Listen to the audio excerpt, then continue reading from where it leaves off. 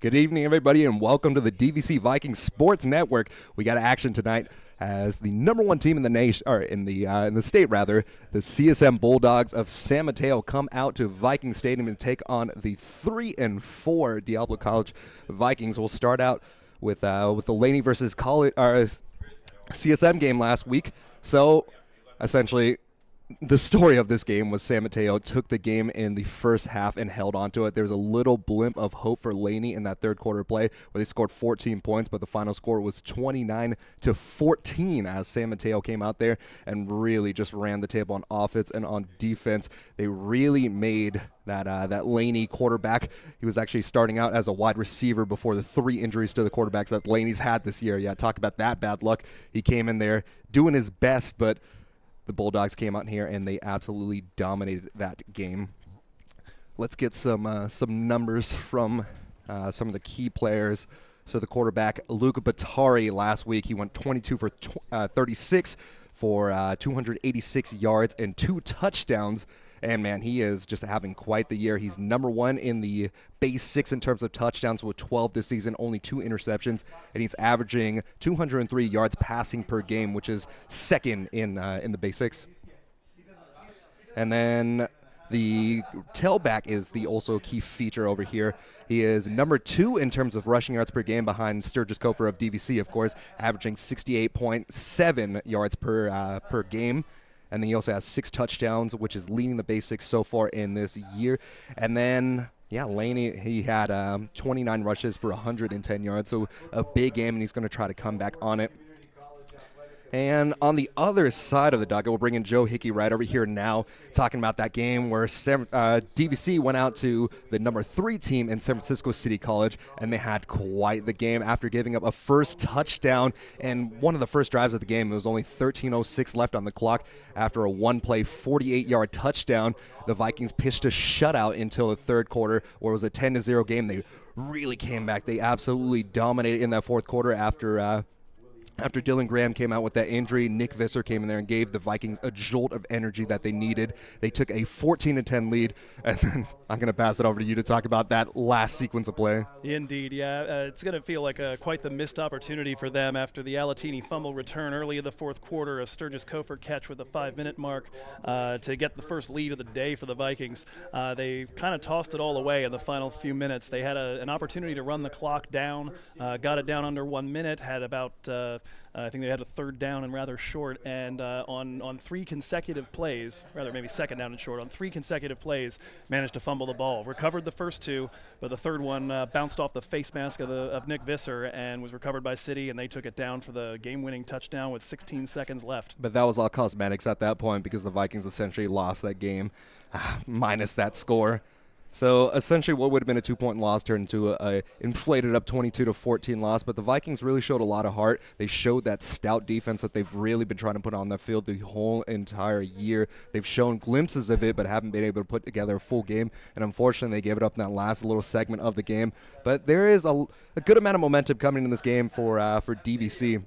In terms of, like you said, Nick Visser came into the game. He had 8 for 8 passing with 62 yards and a touchdown. So a perfect performance from your backup quarterback checking in after the injury to the starter. That's always good. And then on top of that, Sturgis Kofer, an absolute savage in that one. 14 carries for 180 yards, 3 receiving that was his receiving total for the year. But he had 23 carries for 100 yards, 3 catches for 85 yards. So he was the leader in terms of rushing and passing, and a receiving touchdown as well. So Sturgis Kofer is going to be the workhorse for the Vikings tonight. And it was certainly the recipe when they faced off against Sierra in another game that kind of felt like it slipped just through their fingers. This team could very easily be 5-2 right now, but they're looking to try to get that finish, looking to try to close games out a little more authoritatively, get that last first down they need, not pick up the penalty that arrests a drive, all those things that Coach Dar and his staff trying to clean up. And now we're going to shift over to a little segment that we like to call Around the Horn right here, which is going to be talking about some of the things that have been going on in the wide world of Viking sports. As we know on junior college football, sometimes it's kind of a journey of self-discovery as you take some, you lose some, and you really come out here and you just got to highlight the high points and then push forward the teams that are really going really well. So Joe, tell me about what's going on in the world of sports. All right, well, so we've got women's volleyball. They lost today in straight sets to Sierra. They've got 3 games left, though. Very green team, not just the uniform color, but also just a level of experience. One sophomore who they'll be celebrating on November 13th when they play their last game here at the gym. They're still looking for their first win of the season, but trying to kind of accentuate the positives, start planning for 2020, and hopefully a good core of freshmen that have gotten some development over the course of this year. Similar story over with women's soccer. They started the season with 5 sophomores. One of them down with an ACL tear a week into the season, was a pretty big hit. They, though, are a lot better than their 2-12-3 record makes them look, and they proved it today. They got a draw today, 1-1 against the number 12 team in the state, and that is a result that is going to keep their playoff hopes alive, which I know sounds crazy at 2-12-3, but there is a path to the postseason. I have the spreadsheets to prove it. And if there's a path, there's a way, and there's an opportunity if you really want it and you try hard enough, right? And now let's talk about teams that are actually right there competing for hardware. All right, so water polo is even going to get to play the Big 8 Championship Tournament right here in their home water. That is coming up next week, Thursday to Saturday. I believe the Saturday finals we'll are have going to be the coverage right over here on the DVC Viking Sports Network. VSPN, as I've taken to calling it as of late. So Rick Millington's women got started this season a little rough, 1-4 at the end of September. They've gone 11-1 since then. They're on a 9-game winning streak behind the scoring of Zoe Chapatal. She's averaging a hat trick to lead all Big 8 scores. And then over on the men's side, Matt Detrain's men have not had quite the same up and down journey. They, by contrast, are 18-2. They've only taken 2 losses to a pair of teams also known as the Vikings, interestingly, West Valley and Long Beach. I guess it makes sense that Vikings would know their way around the water. And they similarly have Matt Peterson averaging 3 goals a game, second in the Big 8 and scoring just behind a guy I think who's 2 ahead of him. And then the big news today is that the cross-country Big 8 Championship took place this morning, and Julia Gonzalez on the women's side is now the back-to-back conference champion here in the Big 8.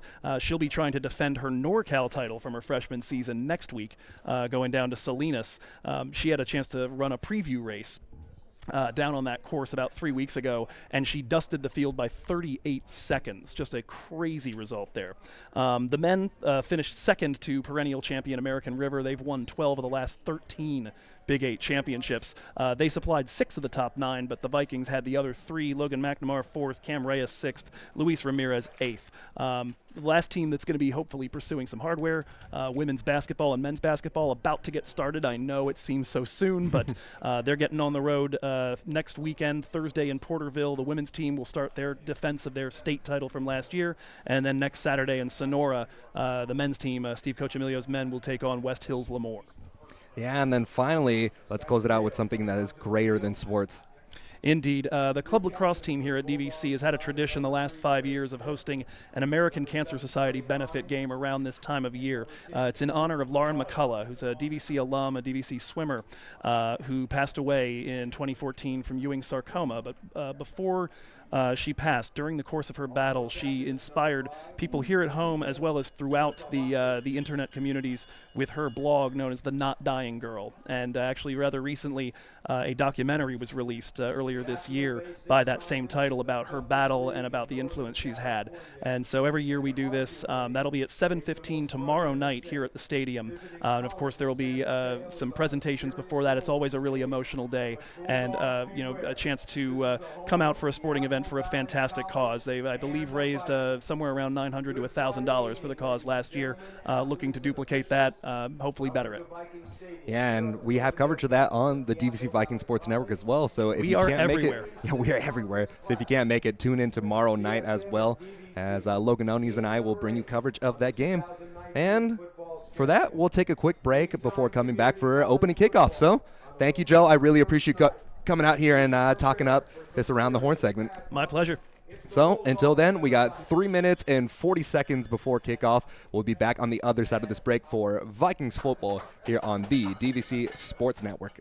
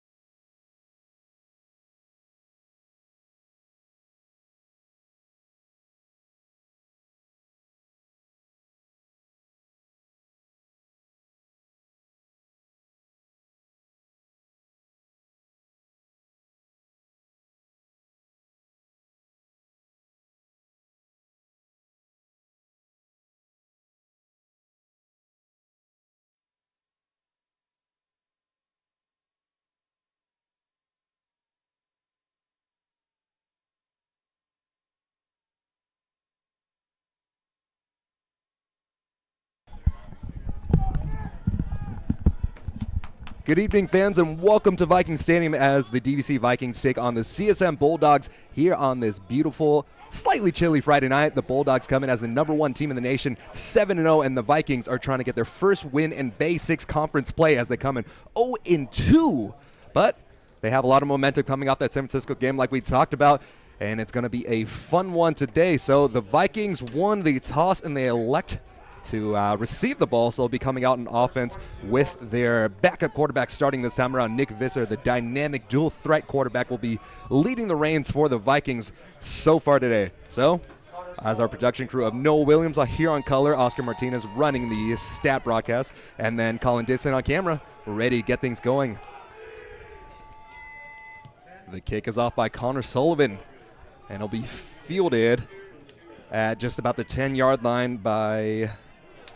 Let's try to get a number on that player for the Vikings. That's Antoine Prowse, the wide receiver / defensive back. He'll be doing double duty today. So the Vikings will get an opportunity for the ball at just about the 15-yard line, and we'll get things going right over there. It's been a long time in the making. Been a while since I got to join you back on commentary. Almost been around a year. No better time than the present. Let's get it started, Max. Let's have that SmackDown City energy on this Yes, Viking sir. Stadium's booth.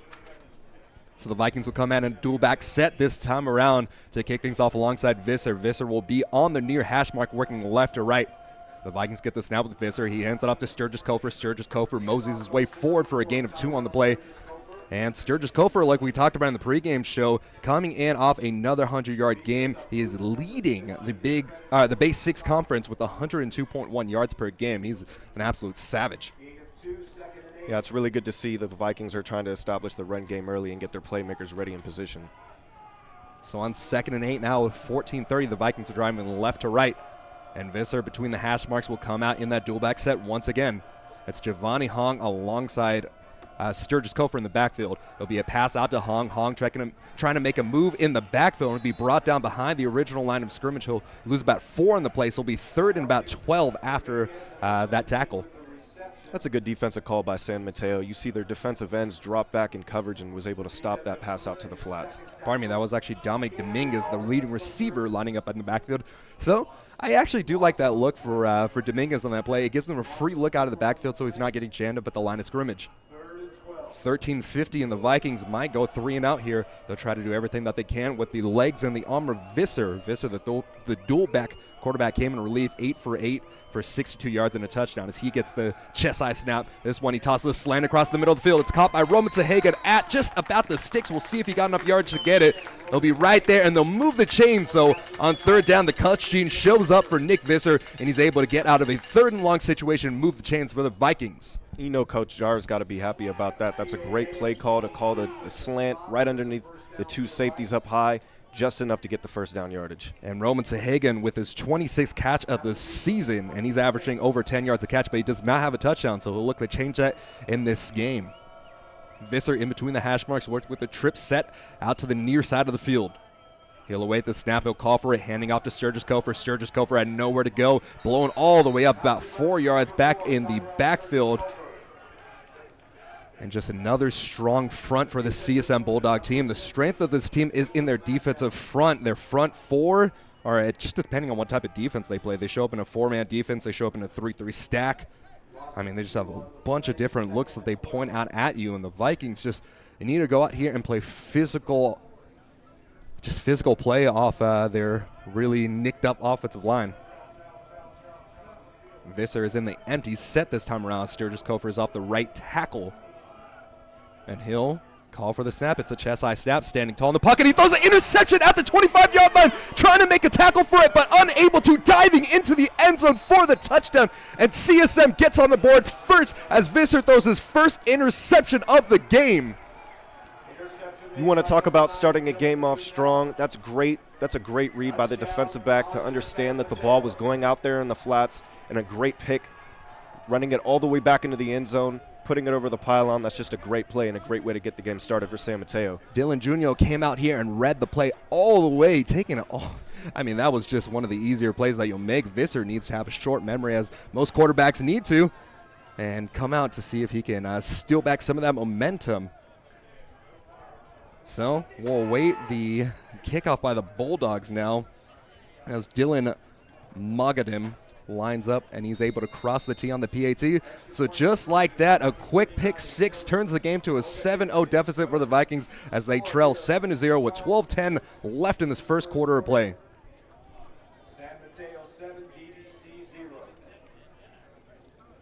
So not the start that you want out of your backup quarterback. Visser hasn't had the opportunity to run the ball once, which is typically his bread and butter. He runs the ball setting up some of the actions because once the linebackers come up and they try to bite on that active quarterback, some of the passes over the middle of the field pop up.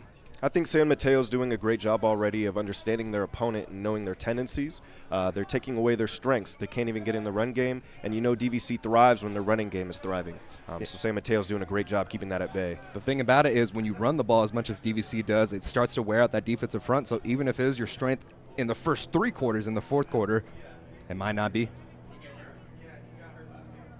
So the kicker is back onto the field, and there's three different kickers for this team, and Connor Sullivan is the one that handles kickoff duties for this San Mateo team. And he is actually from right across the street at Pleasant Hill High School, or College Park High School over in Pleasant Hill, where we are today.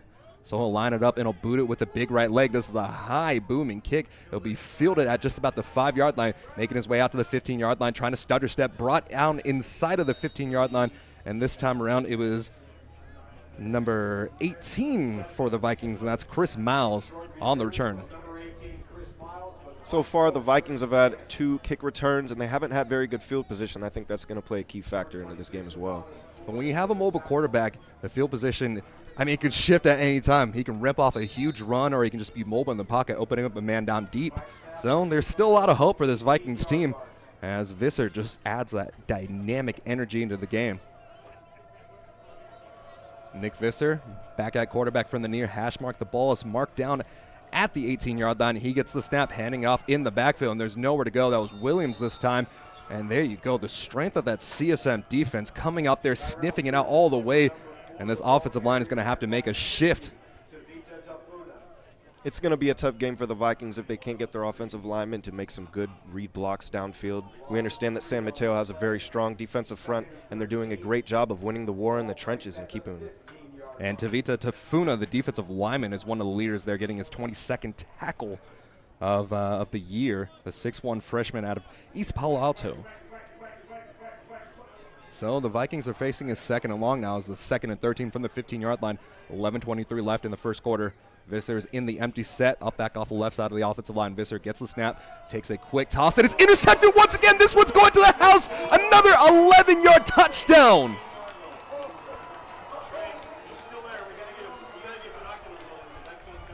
The numbers are extremely difficult to read today as CSM is coming out with their white jerseys in gray numbers. So this one's 58. So Tuiono, the sophomore linebacker out of San Jose, California, he actually played his first game against Laney last week, and he had 3 total tackles, a sack, and a tackle, or 1.5 tackles for loss.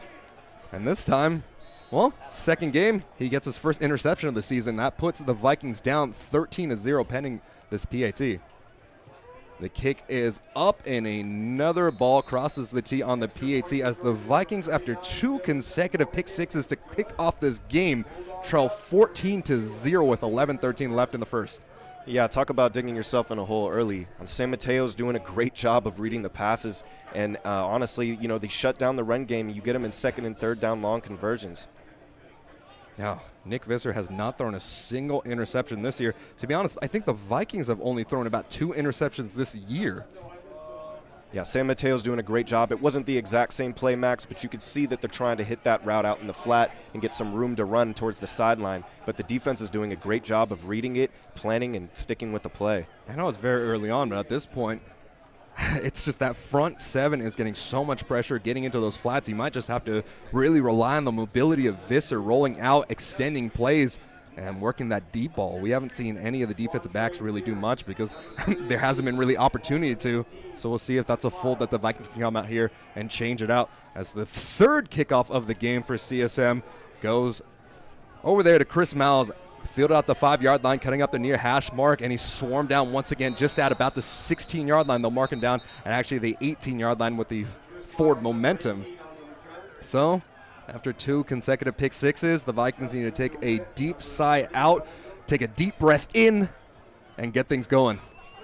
Yeah, the energy of the game is definitely not in their favor. We haven't even eclipsed the 5-minute mark, and they're already staring at a 14-0 deficit. They're going to have to garner some energy around each other and make a good drive getting going here. Vikings in their green helmets, gray jerseys, gray pants with the white numerals and green trim.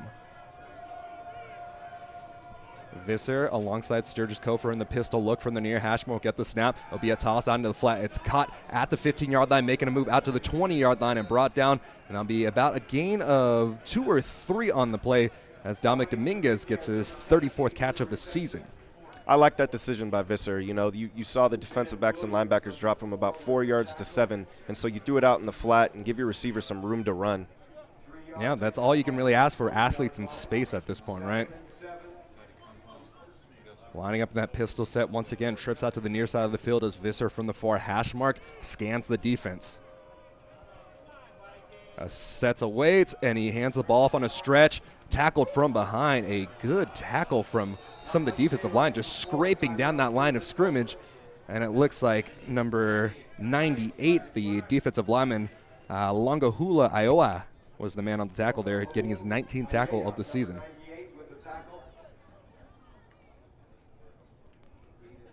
And you just can't have that if you're the Vikings right over there, as it looks like there's actually a penalty on the play. So despite the fact that that would have been a tackle for loss, the Vikings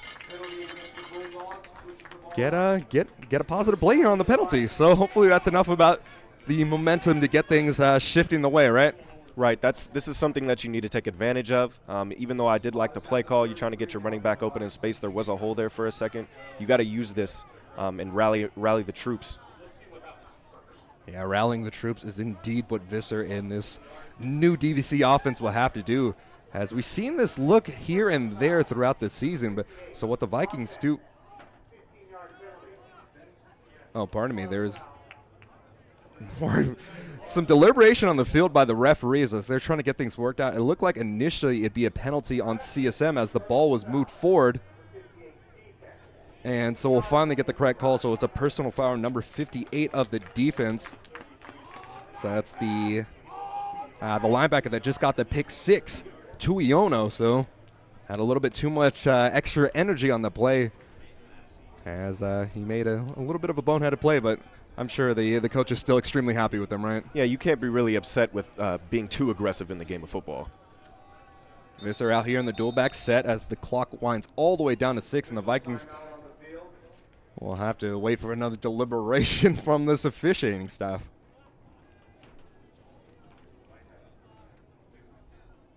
This has been a fairly strange game to get things going. It's a little spooky for this Vikings team, despite the fact that Halloween was yesterday. Man. So hopefully they can get over the little bit of jitters that they have had early on and continue to move the ball forward. But for CSM here, their defense is everything as advertised. I don't have the exact number of defensive touchdowns that they've had this year, but this is far from the first and second. Yeah, San Mateo's doing a great job early on. They're reading the plays, and they understand what the game plan is for the Vikings, and they're taking advantage of it. So now Visser comes out in that dual back set I was talking about earlier.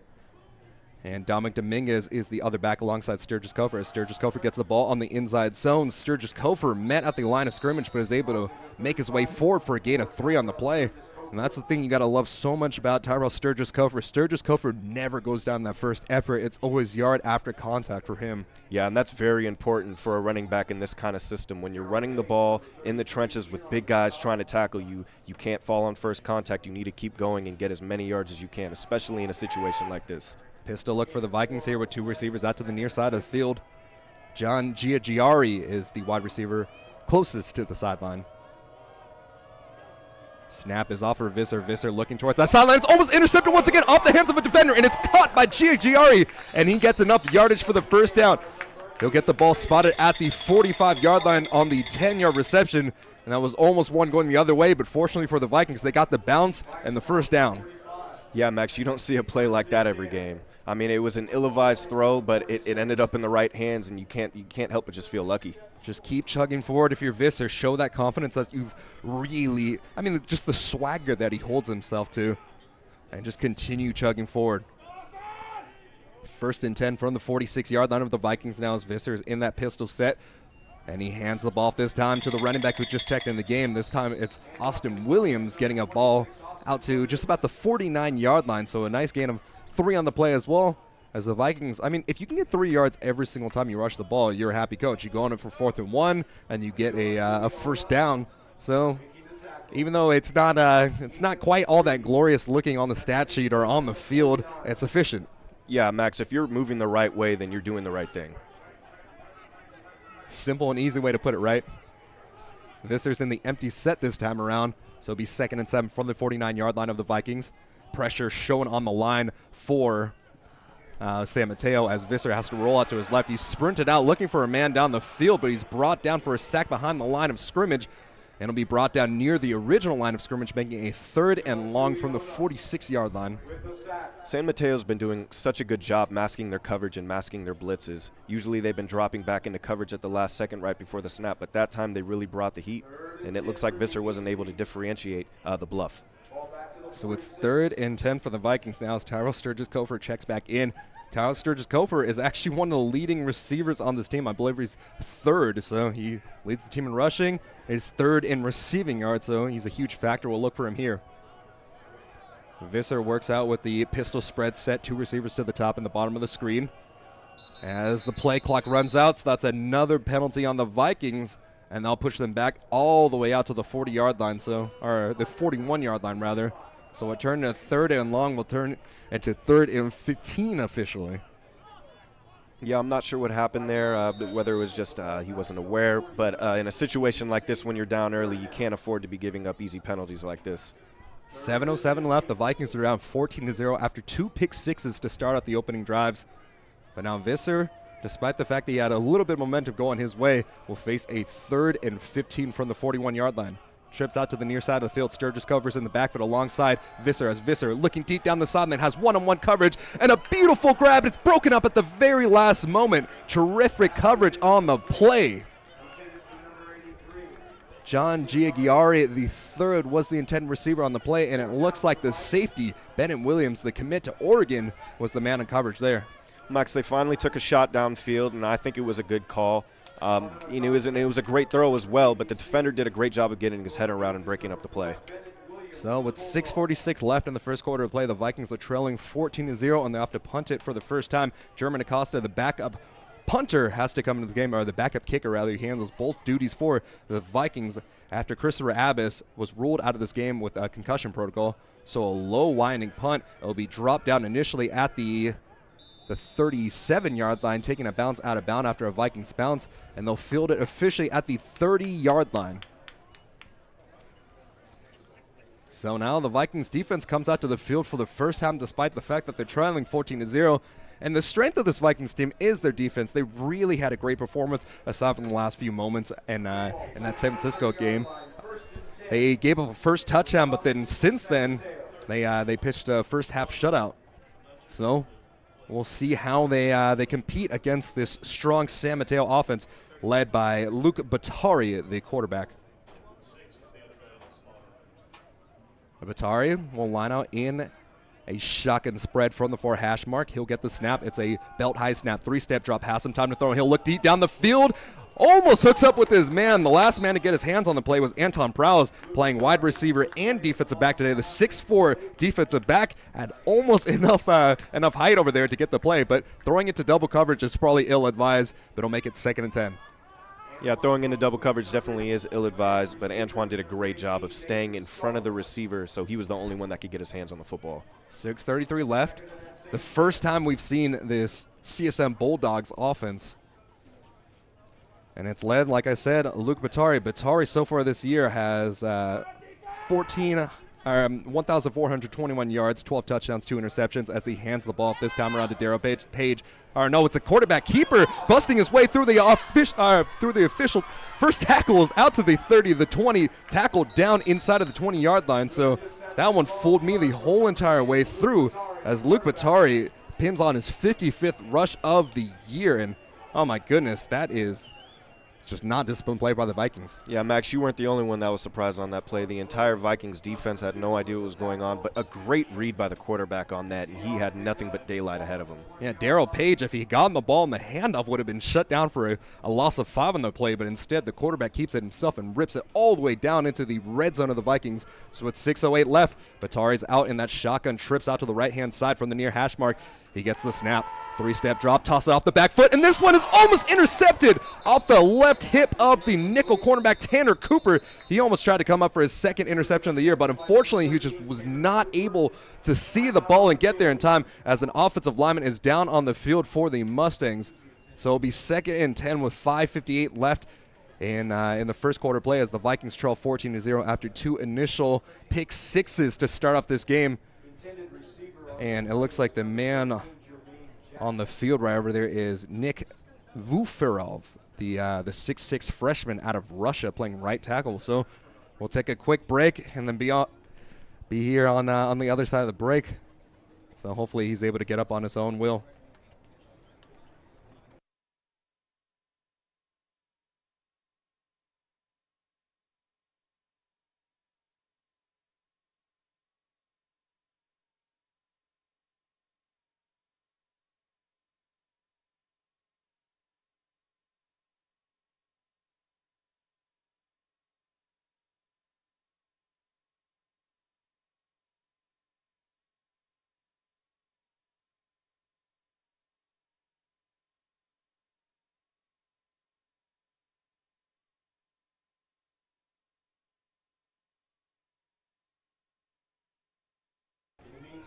So we're back here. It's good. It looked like a right lower leg injury for the right tackle, but fortunately enough, he was able to get up on his own power. So there was actually a penalty on the last play, so it would be 1st and 15 from the 25-yard line. So the Vikings defense is out on the field, and they'll have to face against Luke Batari once again. Running back off the right hip is Darrell Page. Page coming into this game had 114 rushes for 481 yards. He's averaging 4.2 per carry. 3-step drop for Batari. Batari tosses it in the back of the end zone, and it's over the top and missed. The ball was thrown a little too high as the defensive back on that play, Darrell Walker, was able to get into coverage, but it looks like he wasn't able to get his head snapped around, so a flag flew in, and that'll likely be a 15-yard penalty. And it was Spencer Eugenio, the intended wide receiver on the play. So, there you go. It's actually a 15-yard penalty against Sam Mateo. So what looked like it would have been a defensive pass interference call swings the other way. So the guys in gray are able to go out here and, just get another swing of momentum. So it'll be first down and nearly an eternity as they're walking the ball all the way back to the 40-yard line. Yeah, one thing the Vikings want to do is capitalize on the opportunities, which they haven't been able to do so far. But in a 1st and long like this, you need to. So 1st and just about 30 yards. It's 1st and maybe 29. Batari is going to see what he can do. Maybe a screen pass, pressure up the middle as they hand the ball off this time to Page. Page working off the right side of the offensive line, cuts it back inside, and he's brought down at the 30-yard line. So on 1st down, he rips off 10 yards. It'll be 2nd and 20 this time. That's a great job by Page, running off the hips of his linemen, working through contact and falling forward, picking up a good chunk of yards to get back for 2nd down. And the defensive tackle, Isaiah Letua-Suasue, was the man on the tackle. That's his 7th tackle of the year, the freshman out of Pittsburgh, California. 2 receivers stacked up on each side this time for the shotgun set for Batari. Batari gets the low snap. He has a pressure up in his face, rolling out to his right-hand side. He looks down the field. He tosses it off the back foot, and he tosses it out of bounds. It was past the line of scrimmage, so there's no intentional grounding as well as he was out of the pocket. But great pressure by the Vikings as they send an extra man, and they force a 3rd and 20. Fantastic decision to bring the pressure there by the Vikings defense. You could tell Batari really wasn't expecting to have to roll out of the pocket and make a throw on the run like that. 5:12 left in this first quarter play. The Vikings are trailing 14-0, but the defense, despite the fact of giving up one big run, have really shown, alongside with penalties, that they can hold this team. Shotgun spread, the left hip of Batari is held by Darrell Page, as Batari gets the snap, toss it across the middle of the field. It's caught at the 11-yard line, bringing it all the way down into just about the 12-yard line.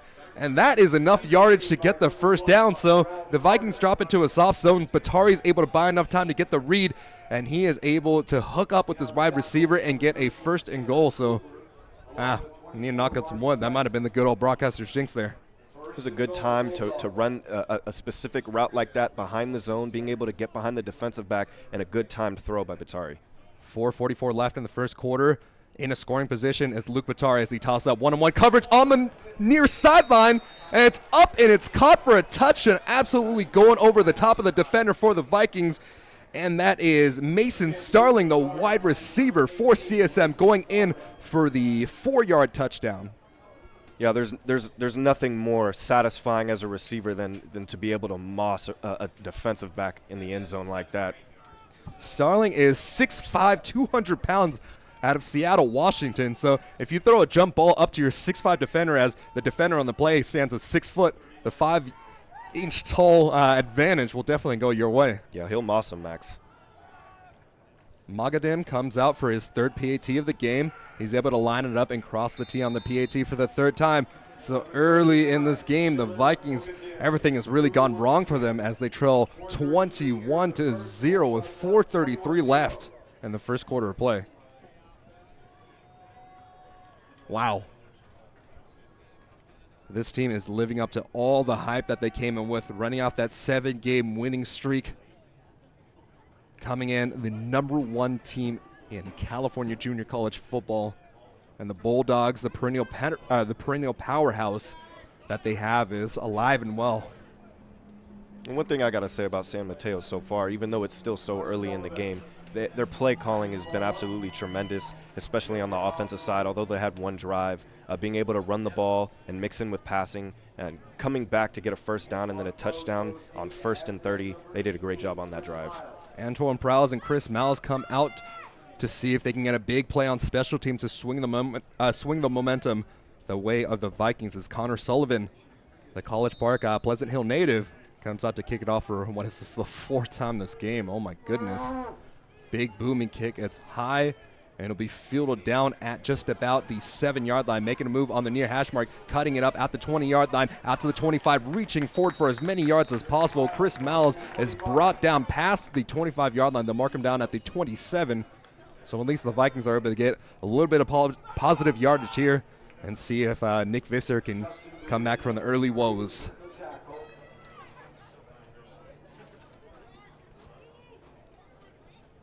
From the 27-yard line, Visser will lead his offense back out to the field and they'll work with that 2-back set that we've been seeing very frequently so far this game. Dominguez alongside Sturgis Gophers in the backfield. Snap is off. This is a free play. Visser, they blow it dead. Visser is looking deep down the field for his wide receiver. That was David Helmton streaking down the field, but they'll say they impeded it, and the Vikings offensive lineman came out there and touched one of the players, so that will be enough to stop the play. But positive yardage for the Vikings now as they face a 1st and 5 from the 32-yard line.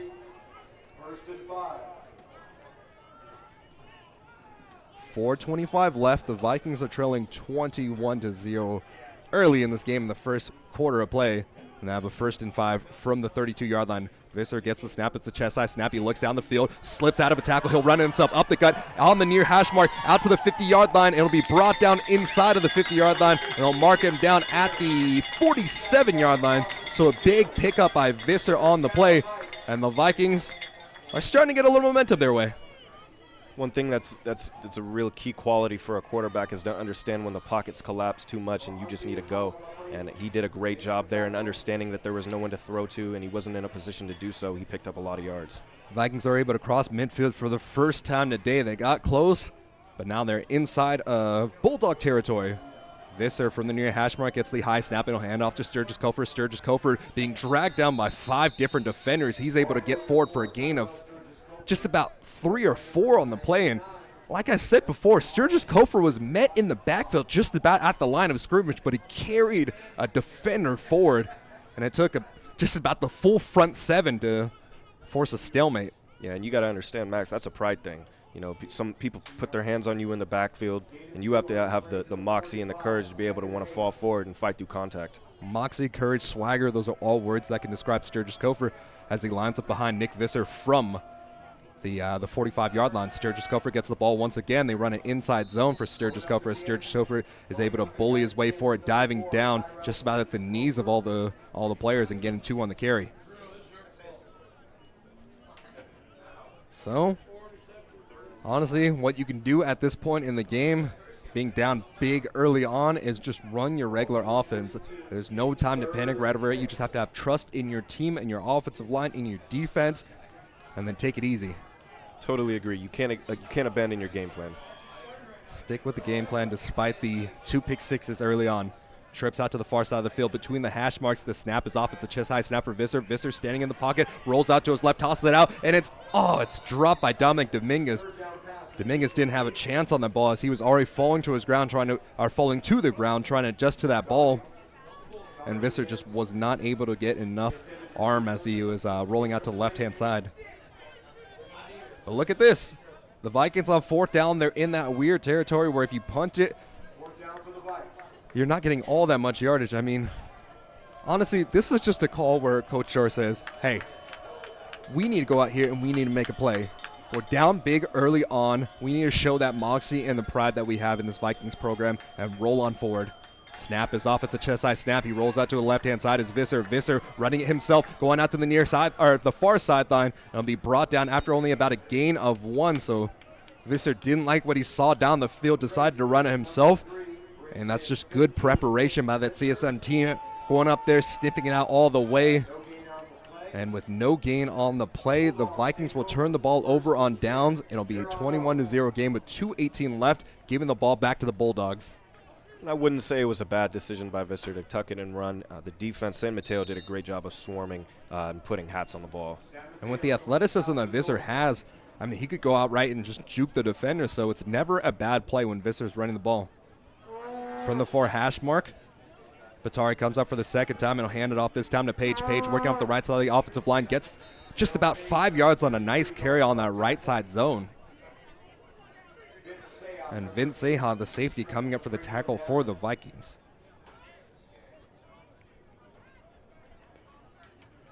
So the Vikings, in terms of their defensive back core, they had a lot of injuries early on in this game, but since then they've got quite a few players returning, so that's a positive note for the Vikings that they're finally getting healthy. And just in time for this big matchup against the number 1 team. As Batari from the far hash mark hands this ball off on the right side zone. More time to Page as Page gets to the far sideline, but flags will fly in and whistles will blow down. It'll likely be a false start or either timeout.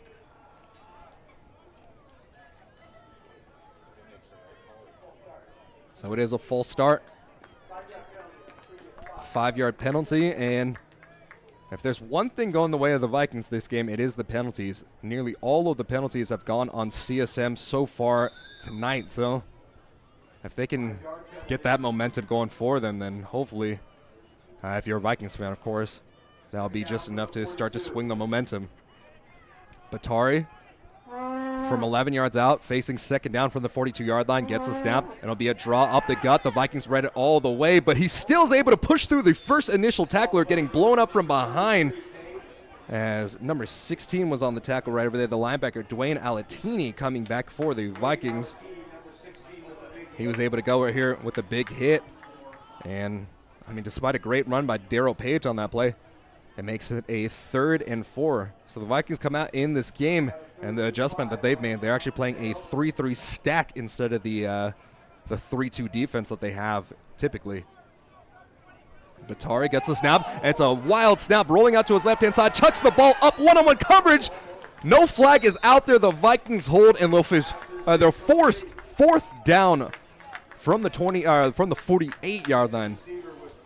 That's a perfectly timed blitz by the Vikings, and I don't mean in terms of when, but I mean in terms of being able to get off the ball right when it was snapped. Batari was still able to drop a great pass right in the chest of his receiver. He just wasn't able to hold on to it. Yeah, right over there, the well-timed blitz was able to impact the snap of that ball. And with that, the Vikings get their first stop of the game, down 21-0 with 43.8 left in the first quarter of play. The punter out here is Michael Parso. Parso's kick is a high, winding one. It'll be fielded down at the 15-yard line as Dominic Dominguez, the punt return on the play, catches it and then runs out of bounds. So the Vikings will get the ball at the 16-yard line to kick off this. I believe this is the 5th drive of the game for the Vikings on offense. Yeah, if I was the Vikings, I would have some urgency on the ball right now. Now's the time really where you need to make your move and put some points up on the board so you can give yourself a chance later on in the game to make a good comeback. You know you can rely on that defense when it really comes down to it, so being a little aggressive isn't a bad thing for this Vikings team. We know they love to roll the dice with all their longtime coaches there. And we'll see what they have in store here. From the far hash mark, they'll hand the ball up. No, it's a quarterback keeper. Visser out to the far sideline, out to the 20, the 25, strolling out of bounds after a gain of just about 12 on the play. Officially a gain of 11 on the play, and this is the fold that we need to see from Visser. Visser running the ball and just keeping this team guessing. Yeah, the Vikings definitely took advantage of San Mateo's aggressiveness to want to stop the ball. He kept it on the read option. He did a great job of getting out of bounds and picking up the first. 14 seconds left in this first quarter play as the Vikings are down 21-0. From the 27-yard line, Visser will line up in the pistol set alongside Austin Williams. Trips out to the near side of the field, and the Vikings will get the snap. They hand it off to Austin Williams as Austin Williams had nowhere to go, right up in the face of the running back the moment he got his hands on the ball. That was number 95 on the play, Lance Dung, the defensive lineman.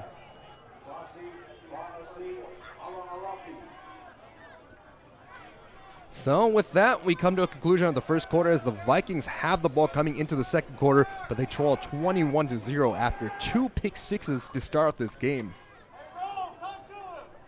And just a reminder of some of the activities that we have here in Viking Stadium and also on the Viking Sports Network here on the DVC Viking Sports Network.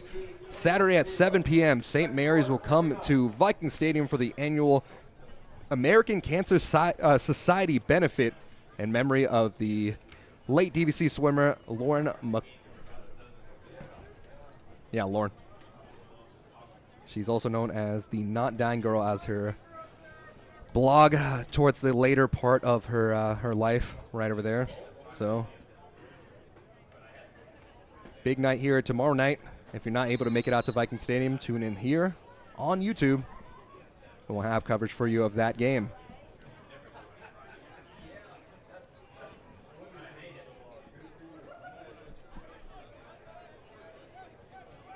Flip of the sides of the field, and the Vikings come back on offense from the 25-yard line. It'll be a 2nd and 7.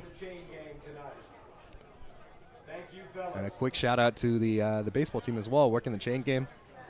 They've been doing a good job all season long.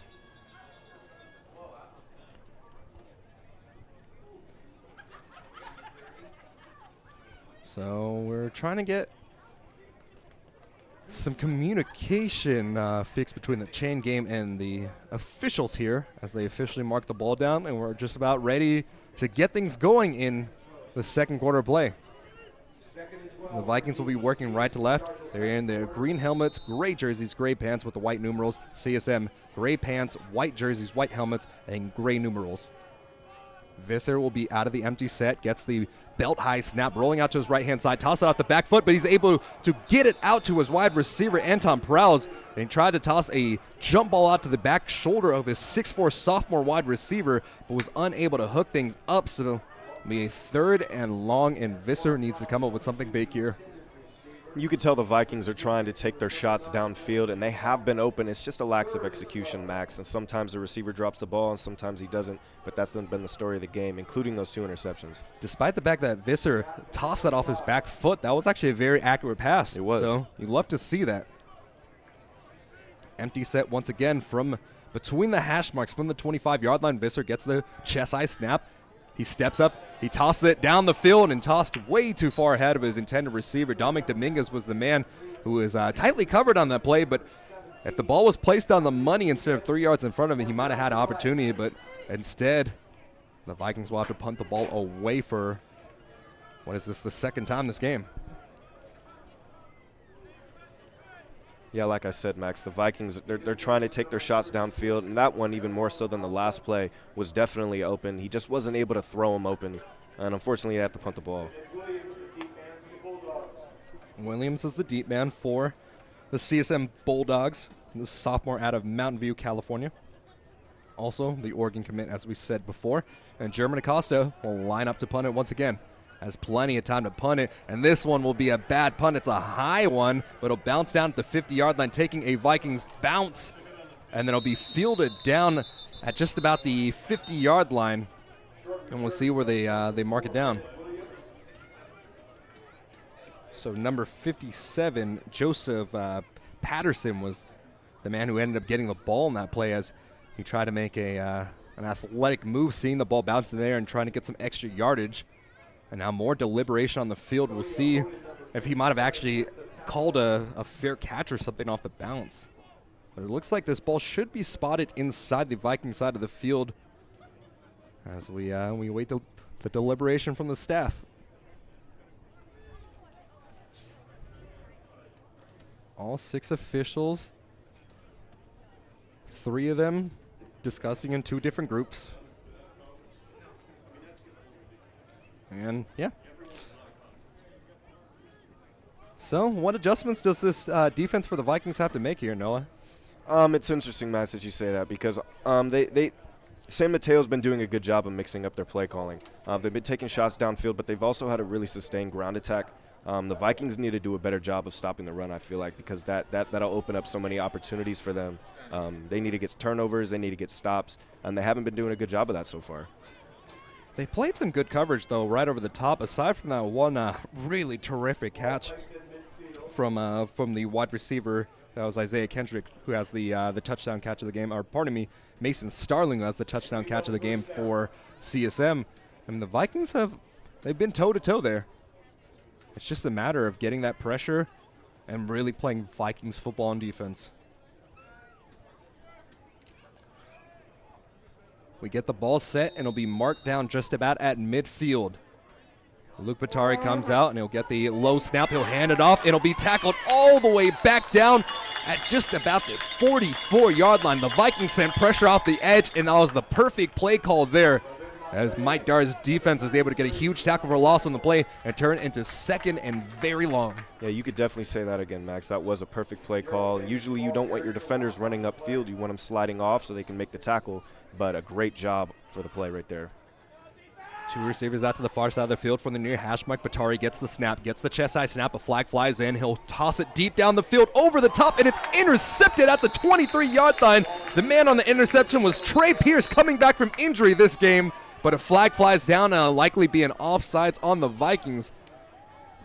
Despite the fact that there's some negative yardage coming the way of the Vikings, that's just a little bit of momentum there. The play won't actually count, but that gets your defensive backs feeling that juju that they typically have. Yeah, there's been a couple drop picks, and having that interception right there, even though it doesn't count, it lets the defenders know, especially defensive backs, that this is possible, and then that they are able to do this. So because there was such a negative run on the first play as the Vikings sent that blitz on first down, despite the penalty, it'll still be 2nd down right over here. And this, again, is one of those moments where the Vikings need to take advantage of the opportunity of 2nd and long for San Mateo, and then he uses that to their advantage. So it'll be a 5-yard penalty with the offside. So the starting point of the field will still be in San Mateo territory at the 49-yard line because they got that tackle for loss of 6 early on. So 2nd and 11. Batari from the near hash mark will give the handoff on the draw this time around, getting about 3 yards on the carry. And that was number 45 on the tackle for the Vikings. And the defensive lineman, Dijon Stewart, will be the man on the tackle. So the backup defensive lineman doing a good job filling in. That's a great play by the defensive lineman right there, especially all of them, being able to differentiate when it was going to be a pass and the draw. And the Vikings will need that depth on the defensive line as they lose Dion Falau due to a dislocated bone in his hand. The Vikings send a blitz up the middle, having a little bit of time to throw, having to roll out to his left, pressured, looking down the field, being brought down from behind. That's another huge sack from this Vikings defense. Ronnie Preston, the defensive back, coming off the perfectly timed blitz, and the Vikings will force a 3rd and eternity. And every time it seems like that the Vikings have brought pressure, it's turned into some negative yards, and maybe that seems like something they need to start doing more often, Max. Pardon me, that was actually 4th down, so the Vikings bring the pressure on 4th down. They'll force a punt from just about the 37-yard line. Well, just what the doctor called for, right? You send the pressure, you get an interception that doesn't count, but then that gives you that swagger back. Pariso will line up. His heels are at the 22-yard line as he booms it with the left leg. This won't be a wobbler. It'll touchdown out of bounds, not even have an opportunity to find its way into the field of play. So it'll be a net of just about 5 yards on the play, or 5 yards from the initial line of scrimmage. So the ball will be marked down at the 45, so just a short punt. And yeah, the Vikings have done everything right in this in the second quarter of play so far. And with 12:30, they'll get the ball back on offense to see what Nick Visser can do with this offense. Dom Dominguez will be off the left hip. Tyro Sturgis-Kofer off the right hip from the far hash mark. Working right to left is Nick Visser. Pressure shown. I'm going to hand the ball off to Dominic Dominguez as Dominguez gets the handoff on the sweep action, trying to make his way back to the line of scrimmage. Will make it just about there, getting no loss on the play, and he's brought down hard on the play as he's really just rang him down from his hips there. So this is a big loss for the Vikings if Dominic Dominguez stays on the field. So Dominguez is down, and the Vikings will face a 2nd and 10 with 12:11 left in the second quarter play as they trail 21-0.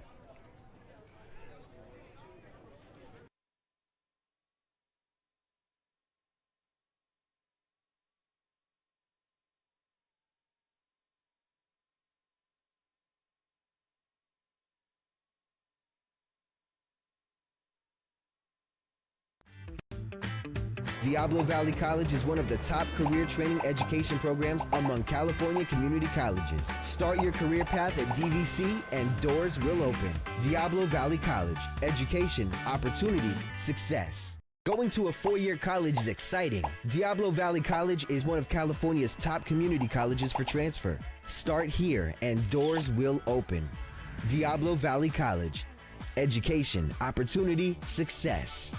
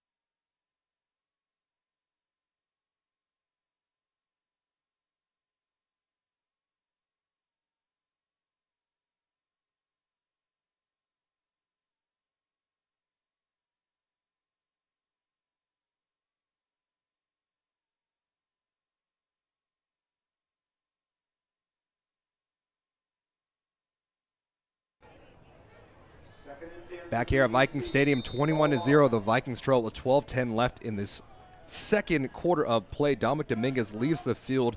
We believe it's a left arm injury, but he was able to walk off on his own power, so it's good to see it was only that. Snap is off for Visser. It's a chest-high snap. He hands off to Tyrell Sturgis-Kofer. Sturgis-Kofer bullies his way forward. He was stumbling as soon as he hit the line of scrimmage, was able to fall forward with that momentum out to just about the 48.5-yard line.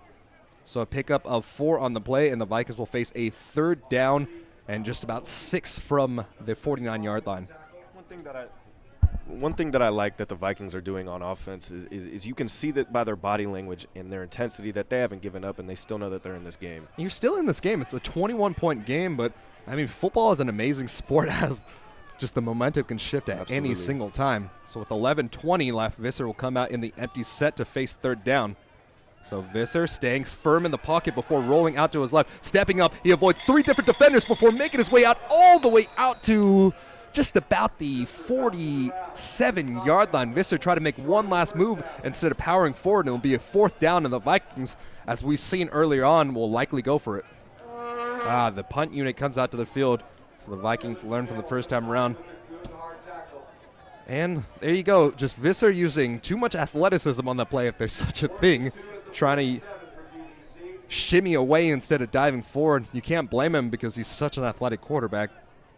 But now we'll see German Acosta coming out and punting. So it's an interesting fold that we've seen with Acosta at the kicker, at the punter position now, as the teams elect to go into coverage instead of rushing the kicker. Rushing the punter, rather, as the clock winds all the way down to 0, and the Vikings going to be forced to take a timeout. A little bit of deliberation, figuring out if they wanted to send the punt team out on the field or go for it on 4th down.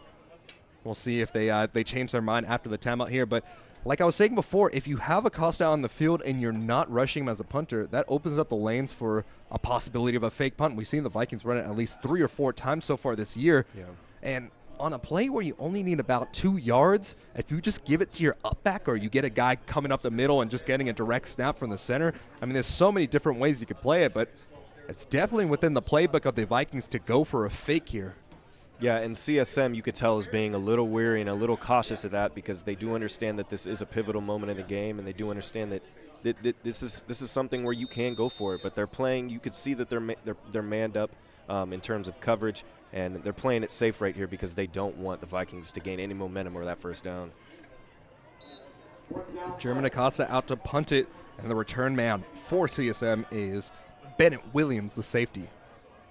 Snap is off, and Acosta will take his time. It's a high winding punt, and it'll be fielded down at the 21-yard line. That's the 12th fair catch of the season off a German Acosta punt. Like we said, that's a high punt typically. It doesn't go all that far, but he's able to do an efficient job of flipping the field. So CSM will line up at just about the 21.5-yard line as they come out with Bennett. Bennett was pressured heavily the last time out. And let's see if the Vikings will repeat that same effort. You know, Max, I think they will, or at least they'll bring the same intensity because this is a do-or-die moment in the game, and they definitely need a stop here. 10-16 left in the second quarter as the Vikings trail 21-0, working left to right as Bennett in the CSM powerful offense. Almost a blitz there as it looked like the defender was actually able to get out of the neutral zone before the ball was snapped, but maybe a movement by the side of the CSM Bulldogs will force an offsides on the defense. Yeah, and one thing you got to understand is when you go about a play like that on defense, you're always taking a risk of getting that offsides penalty, and they took the risk once again. It didn't pay off that time. But this is what you had to do if you're down 21-0 very early on this game. You have to swing the momentum back your way any way possible. 2 receivers out to the far side of the field. It's a quick snap. It's a handoff to Page once again. Page breaking through 2 initial tacklers before being wrangled down at the 28-yard line. Or the 43-yard line, rather. I don't know where I got 28 from, but a big pickup on the play, and the lead back for CSM is able to push his way forward for a first down. Yeah, Max, that run was just nasty. He was a locomotive moving down. A quick handoff this time off the left side, breaking his way out the initial tacklers and being brought down at inside of the 40-yard line. A flag flew at first, and it might be a false start.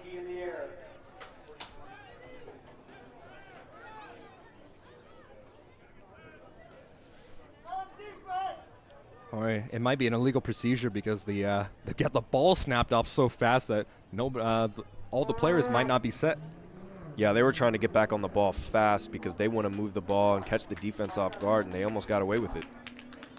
So after the penalty of the 5-yard penalty, rather, to move the ball back to the 38-yard line, and from the far hash mark, Batari. We'll see what he can do on 1st and 15. 9:49 left. Batari out of that shotgun spread will get the snap, flips it out, and he tosses out to his running back inside the flats, trying to make a move at the 36-yard line, making his way forward out to the 41-yard line. And that is the second catch of this season from Darrell Page. The running backs have only had 1 catch coming into this game, and that's the second catch of the season that they've had from that running back group. And that's just smart awareness by the defense right there. The linebackers and defensive backs staying in their zone, staying flat, and keeping that outside contained for minimal gain. If you can force the check down all day, you'll take it as a defensive group. Trips out to the far side of the field from the near hash mark. Batari gets the snap and he'll hand it off once again to Page. Page bowling his way forward. They don't get a gain of just about 5 on the play. So some good, strong running from Page early on in this game. But it'll be a 3rd down and just about 7. Yeah, you got to give Page his due. He's running the ball extremely effective, and he's running extremely tough, hard-nosed football, and he's going down. As Ativa Mauga Clemens is able to get the tackle, the star linebacker for the Vikings. And he will line up as the lone linebacker in the dime set as the Vikings put pressure on the front. Snap is off from the near hash mark. Quick pass across the middle of the field would be brought in by the number 1 receiver for CSM, Jermaine Jackson, as the Vikings will hold for 1st down. So because the Vikings were in that dime coverage with Mauga Clemens, the only linebacker on the play, they tried to abuse the middle of the field, but the Vikings were able to tackle what they see in front of them, and they'll force another punt. So despite the fact that the score shows 21-0, CSM has only really had 1 successful drive early on this game, so the Vikings defense is starting to show their comfort. And we'll see if the offense can work off the momentum. So the Vikings will have a new returner here as Chris Miles comes out to return the punt. It's a high winding punt, and it'll be dropped down at the 22-yard line, taking a CSM bounce all the way down inside of the 15-yard line. It'll be fielded down at the 12-yard line. So that's all you can ask for a punter. Gave the ball down inside of the 20-yard line, flipped the side of the field, and forced the offense to drive the length of the field. Yeah, it's going to be a long road to go for the Vikings if they want to put 6 points on the board or even 3. But their defense did a great job in their dime coverage of making an open field tackle, not allowing yards after the catch, and getting their offense back the ball. Let's see if they can make a move here. Vikings make a move here on offense with 7:35 left in the 2nd quarter as they trail 21-0. From the 13-yard line, Visser will line up in that dual back set. Williams is in the backfield, and they hand the ball off to they fake a handoff, tossing across the middle. It's John Agari, the 3rd. He catches the ball on the slant route. It's caught at the 30-yard line, and a huge collision between 2 different CSM Bulldogs.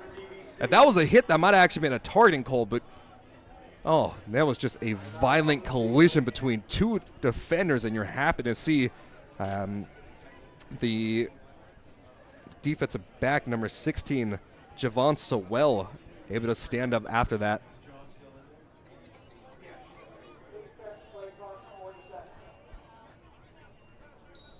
So with that, the Vikings are able to move the chains after a terrific catch by John Giari III. And with 7:22 left, the clock will continue to churn. Visser out of that pistol set from the near hash mark, hands it off to Sturgis Cofer. Sturgis Cofer has the lane, out to the 35, out to the 40, breaking through the first tackler, carrying forward all the way down to the 49-yard line. A terrific run of 19 yards for Tyrell Sturgis Cofer as the Vikings move near CSM territory. Yeah, Sturgis Cofer, that's a grown man run. You know, he makes 1 cut in the backfield, and he's gone, and he's taking 2 people with him, and he's not going down easy. Hurry up offense for the Vikings, trips out to the far side as Visser comes out with Sturgis Cofer once again. Scanning the defense, 5-man front. They drop out into a 3-man front. They hand the ball off to Sturgis Cofer. Sturgis Cofer does well just to get back to the line of scrimmage as number 35, the linebacker, Maasi Halaapiapi, was the man on the tackle. That's just wild to see, though. Sturgis Cofer was met 3 yards back in the backfield, was able to carry forward and just get back to the line of scrimmage. And all it is it's heart, Max, and he lowered the shoulder, and he wasn't going to stop until he got at least back to the net gain. Austin Williams checks into the backfield this time for the Vikings as they face his 2nd and 10 from the 50-yard line. Visser, chest-high snap, stepping back, toss it off the back foot, and a well-defended play this time. Draws a flag at the end of the play. Sahala Api was the defender on the play as he dropped back in his zone coverage, but it looks like he was just a little too physical past that 5-yard point on the field, and it'll likely be a penalty on CSM.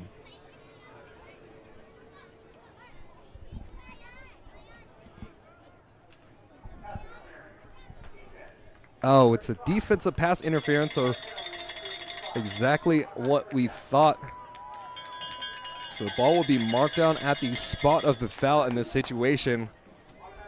And it'll be an automatic first down for the Vikings. So the Vikings finding their groove on offense now as they line up from the near hash mark from the 46-yard line. Visser starting to find his groove after a quick memory for getting those 2 early pick sixes. Working right to left. Visser scanning the field as they toss it out to Austin Williams. Williams met far back in the backfield. He'll be dropped down for a loss of just about 11 on the play. Oh my goodness, a terrific job from the linebacker, Nate Davia, coming up on this. Just a terrific tackle for loss. Yeah, you saw it seconds before it was going to happen. It was going to be a sickening thud, and he was coming to deliver the pain on that one. And it was a great play by the linebacker there to stop him in the backfield. Officially a loss of 6 on the play with the forward momentum. They called Williams down there. But the Vikings move back into their side of the field, and they'll have to snap the ball from the 48-yard line. Visser has Williams off the right tackle here as he comes out in the empty set. Tossing it up. His man wasn't even looking behind it. We'll see if a flag flies in. No one there as Justin Zimmer, the freshman wide receiver out of Benicia, California, was the intended receiver on the play. And that's just one of those things where when you have a backup quarterback coming into the game and you're working with some of the wide receivers that don't typically start, that are rotational players, you don't have that chemistry between the players. Yeah, you're absolutely correct. But number 29, DJ Taylor for CSM, did a great job. If you could see they were on man coverage on that last play. He didn't even let the receiver get fully to his route. Trips out to the far side between the hash marks from the V of the DVC logo. Visser faces a 3-man defense. They send too late on the play. Behind the wide receiver, the ball was thrown. If the ball was caught, it would have been just enough to get the chains moving. But it looks like Dylan Alves, the intended receiver on the play, he wasn't able to adjust to that ball. So just when the Vikings started to get things rolling, they'll flip back the other way, and the Vikings will have to punt it once again. And even though the Vikings weren't able to seize that opportunity, it is good to know that the play calls are working and that those routes are open. It's just a matter of execution. And if the scheme is working, it's just a matter of time. The Vikings bring up a defender as it looks like CSM will likely try to block this punt. Acosta is rushed by 4 different defenders as he's almost hit getting the punt off just in time. He'll bounce down at the 34-yard line, taking a Vikings bounce all the way inside of the 20-yard line, rolling down to the 16-yard line. So, German Acosta was able to get the ball off, avoid the pressure, flip the field, and put his defense in a pretty decent position. I agree. I think the secret to success for the Vikings right here is to keep doing the same thing they've been doing on defense. We know that defense is stout, and we know that for the most part they'll get that job done. And I think the offense needs to carry what they were doing on the last drive and stay away from the penalties. The Vikings come out with the 3-man front as they shift the linebackers to fill the other side. Between the hash marks, this time around, Batari will call for the snap and hit on the ball from the sweep out to the 20-yard line, cutting it up inside down to the 25-yard line. And that's another terrific run by Darryl Page. He'll pick up just about 8 on the carry, and he'll make it 2nd and short as Vince Seha, the safety, came up and made the tackle at the end of the play. Officially marked as a gain of 9.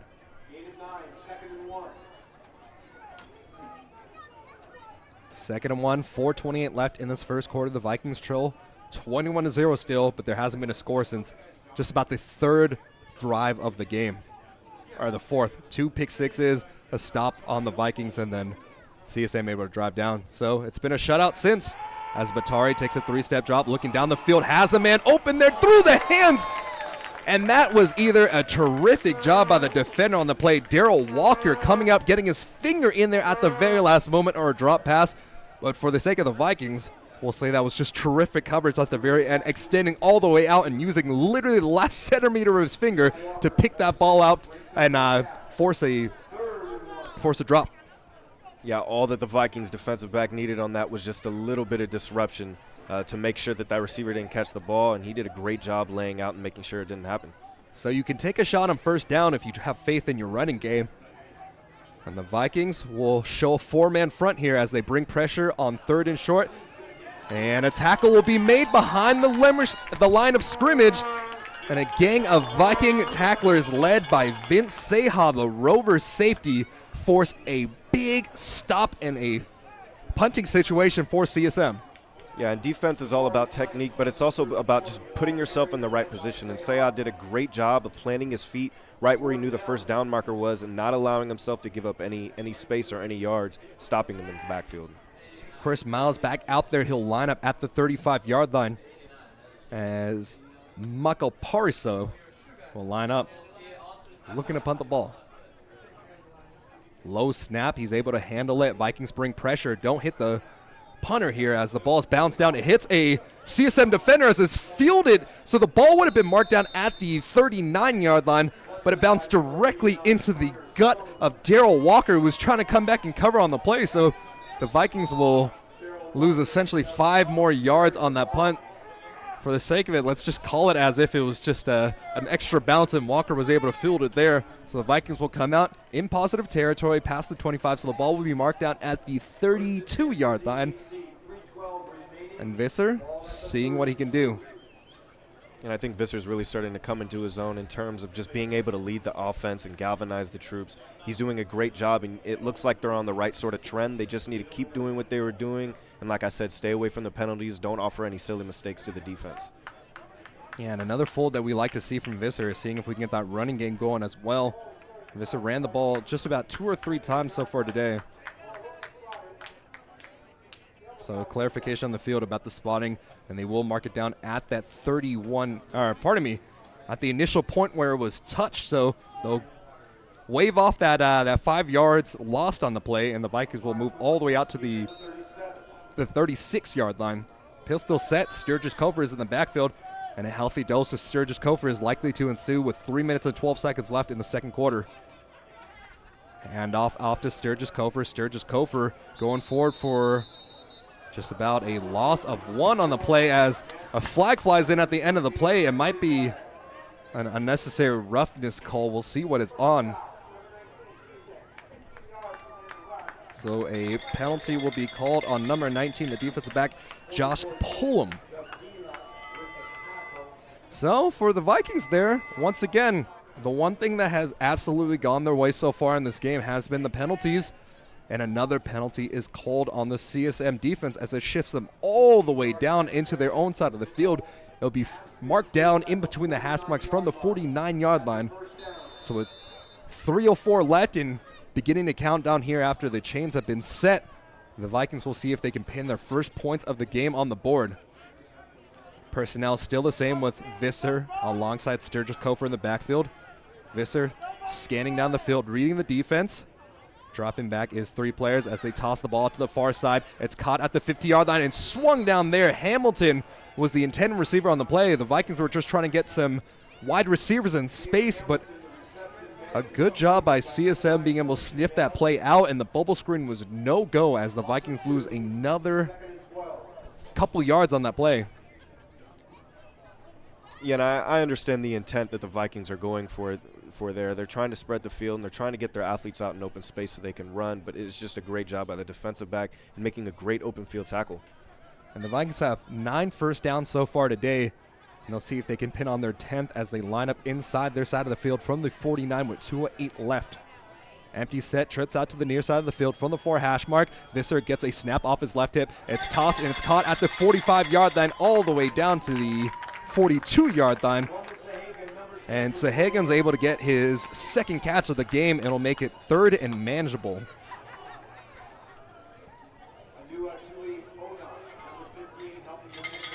Anui Tuiona into the tackle, or in for the tackle rather, for the CSM team. And the Vikings with 1:35 left will have a stoppage of play on the field. A timeout by San Mateo here, and we'll take the timeout as well. 21-0, the Vikings trail to San Mateo Bulldogs here in Viking Stadium with 1:33 left in the second quarter of play. Quick break, we'll be back on the other side. Diablo Valley College is one of the top career training education programs among California community colleges. Start your career path at DVC and doors will open. Diablo Valley College. Education, opportunity, success. Going to a four-year college is exciting. Diablo Valley College is one of California's top community colleges for transfer. Start here and doors will open. Diablo Valley College. Education, opportunity, success.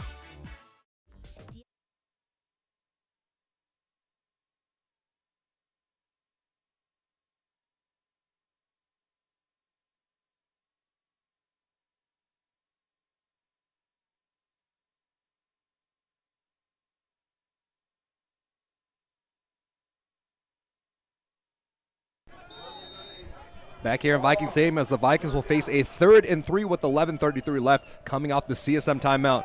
The Vikings elect to come out in an empty set. Visser will be the lone person in the backfield. 3 receivers out to the far side of the field as Visser steps up, rolls out to his left-hand side, tosses it, and it's caught by Giagiari, the third, and he's able to bring it all the way down to the 29-yard line. So the Vikings get just about a chunk of 10 on the play, and the clock will stop as they hurry up to the line with 1:25 left. Visser looking to his sideline now, trying to get the call.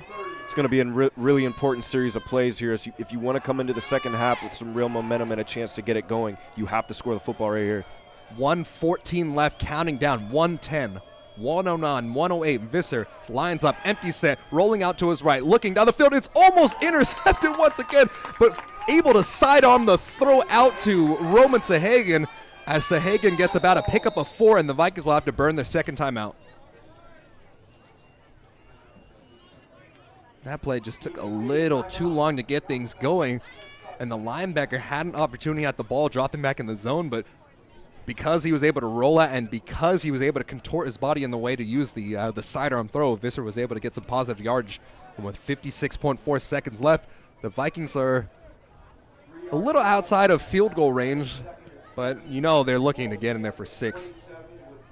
Yeah, for an offense right now, it's got to be 6 points or no go. You know that for the opportunity to get back into the game, you got to score touchdowns, down 21 points. And on the sideline here, the wide receiver returning from injury, Devin Gould, is talking to Wendy, the athletic trainer for the Vikings here. So let's see if maybe he can get back in this game. It's looking like he's going under the concussion protocol, though. So that's another thing that the Vikings will hate to see. But they got to keep chugging forward. Trips out to the near side of the field now. And Visser once again comes out in that empty set.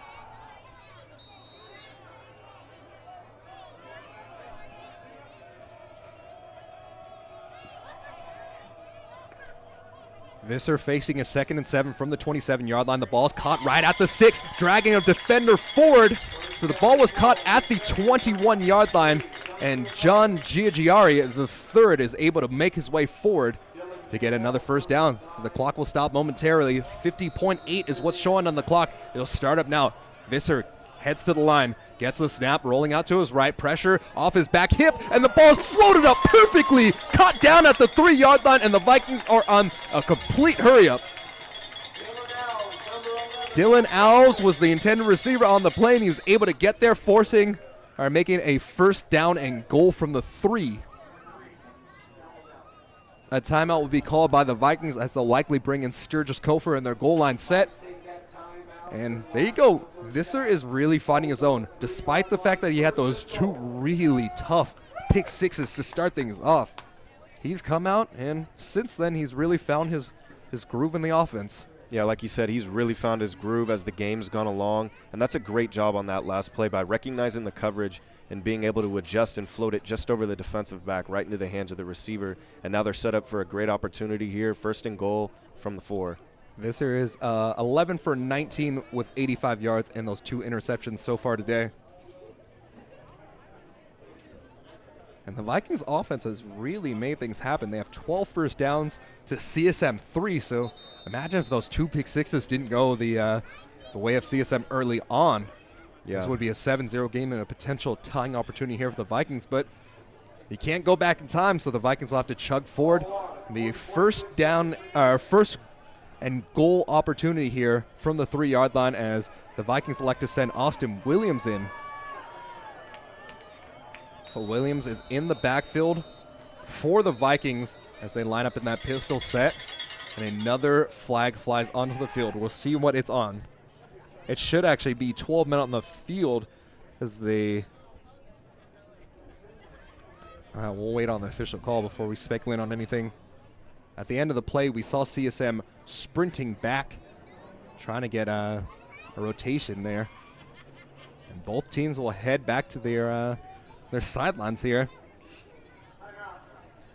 As CSM took the timeout, the Vikings were set up ready to get things going as the CSM Bulldogs still had an extra defender on the field. So instead of taking that gamble, hoping he gets off in time, they elected to take their second timeout.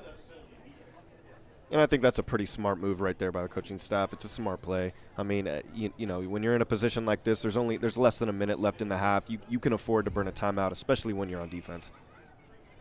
40.6 seconds left as the Vikings look to score their first points of the game. They're in a prime position here. They have one timeout left, if I'm not mistaken, with a first and just about 3 opportunity. They have no timeouts left, rather. CSM has 1 left. So they can run 2 to 3 plays if they really hurry things up, so they have opportunities, and you can open up the playbook to running the ball.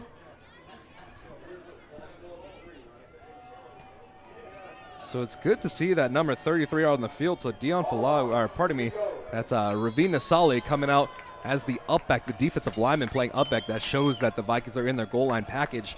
As Austin Williams will get the carry. It's a power off the left side. Williams trying to do anything that he can do to get the first down.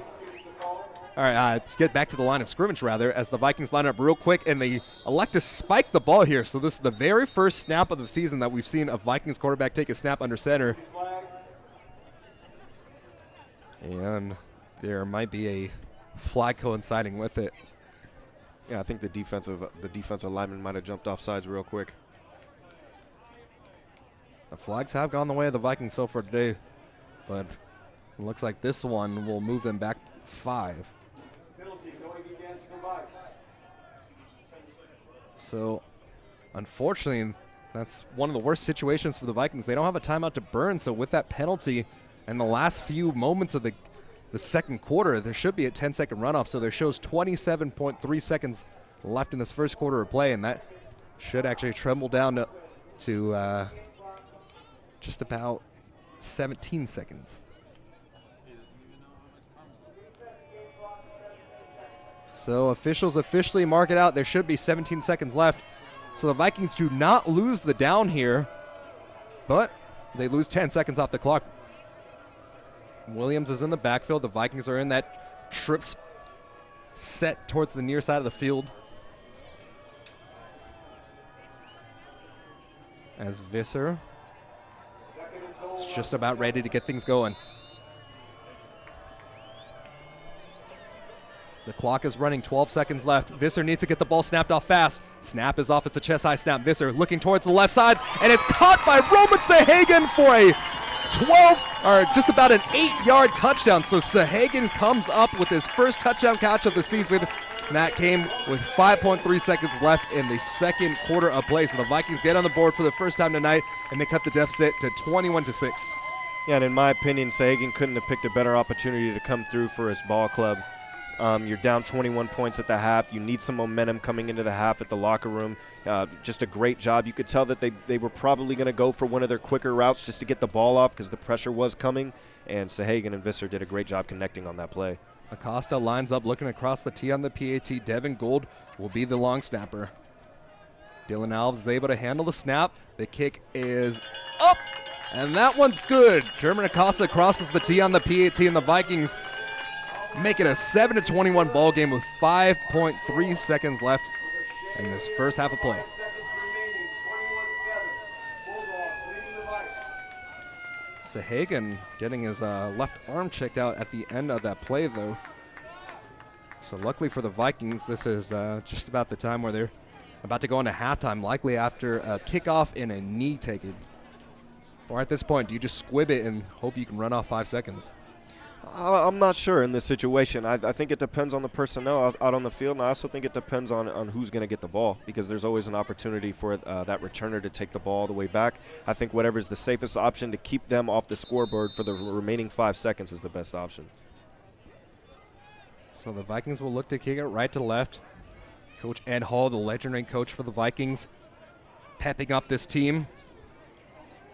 Likely saying something along the lines of just cover it up, play smart, and get into halftime.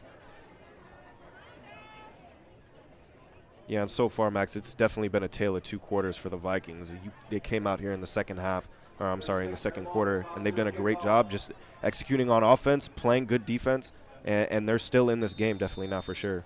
Acosta sets the ball up on the X at the 35-yard line. And he'll take his routine steps, getting set up at the 27-yard line. Holds his hand up, jotting forward. And then it's a squib kick off the left leg. Flag flies down. It's fielded at the 35-yard line, making his way all the way out to the 45-yard line, being brought down inside of the 45, but that's just enough time to get the clock all the way down to 0. But a flag flew in, so we'll see if we might have to kick it off one more time before the half concludes. At halftime, our score, 21-7. College of San Mateo leading. So they're talking about it on the field right over here. And we'll try to figure things out if we have one more kick before this game comes to its halftime break. Players are asked to come back. Yeah, the players are asked to come back to the field, so the penalty will be an unfortunate turn of events for the Vikings here. They executed the squib kick perfectly, but we'll see what the call on the field is.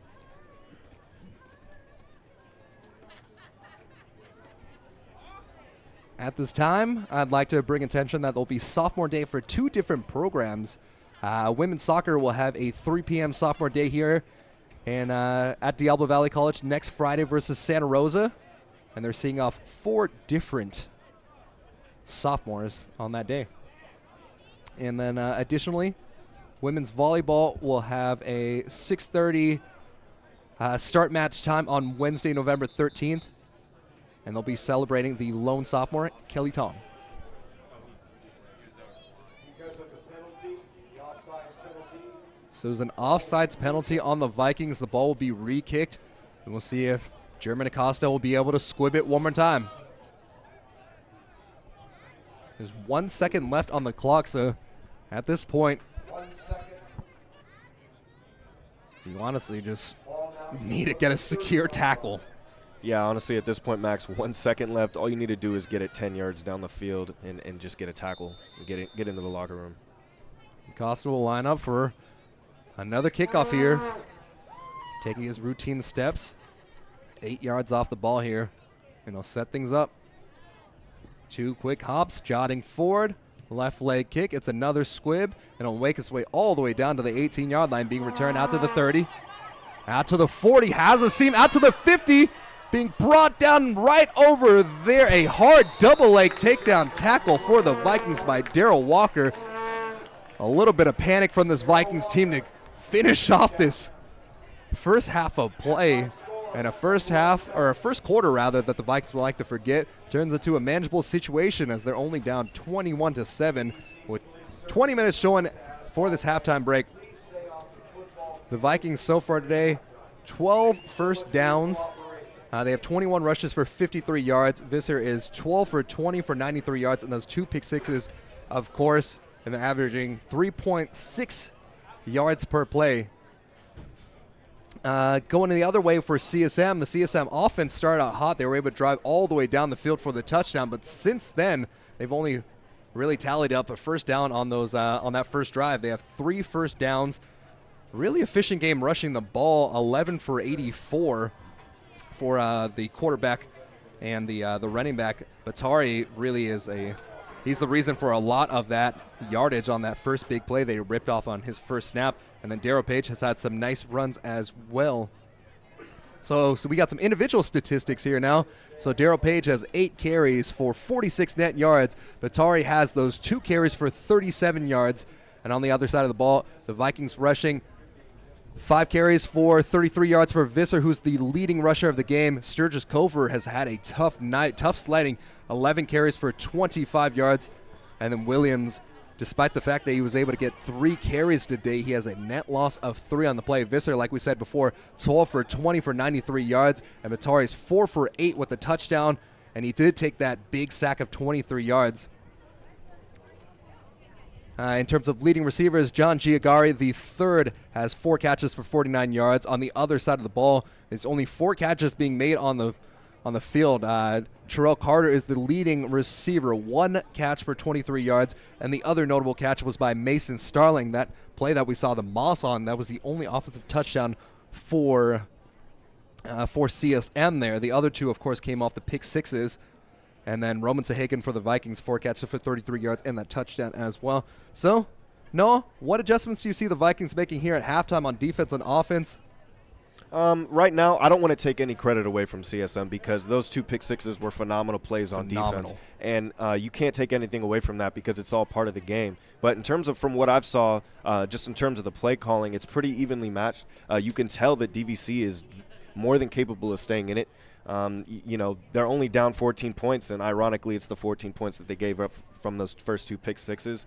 So they still definitely have a chance. They were able to keep them scoreless for the rest of the half. I think that they need to bring out that intensity that they showed in the second quarter on defense and keep that level of play. And on offense, I would try to mix up the play calling a little bit. Obviously, you want to hit your runners and get that ground game established, but the shots that they're taking downfield are there, and it's just up to the receivers and the quarterback to connect on those plays and get some points more on the board. Yeah, running the ball is in the DNA. You see the Vikings have a lot of success on offense when they keep it balanced. But with Sturgis Cofer not coming in that goal line situation, you hope that nothing is wrong with him. Maybe he was just getting a breather.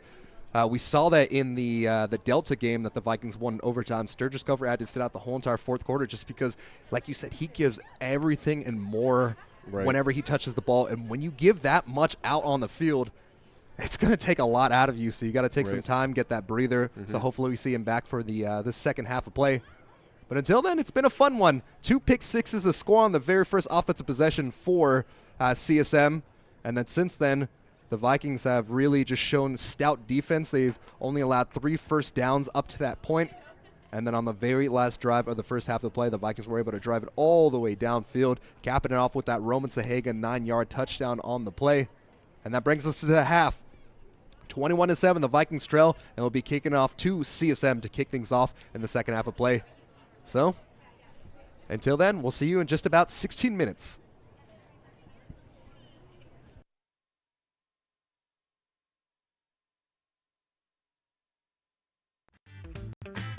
Diablo Valley College is one of the top career training education programs among California community colleges. Start your career path at DVC and doors will open. Diablo Valley College. Education, opportunity, success. Going to a 4-year college is exciting. Diablo Valley College is one of California's top community colleges for transfer. Start here and doors will open. Diablo Valley College. Education, opportunity, success. Diablo Valley College is among the top California community colleges that can prepare you with a great education that lead to success. Start here and doors will open. Diablo Valley College. Education.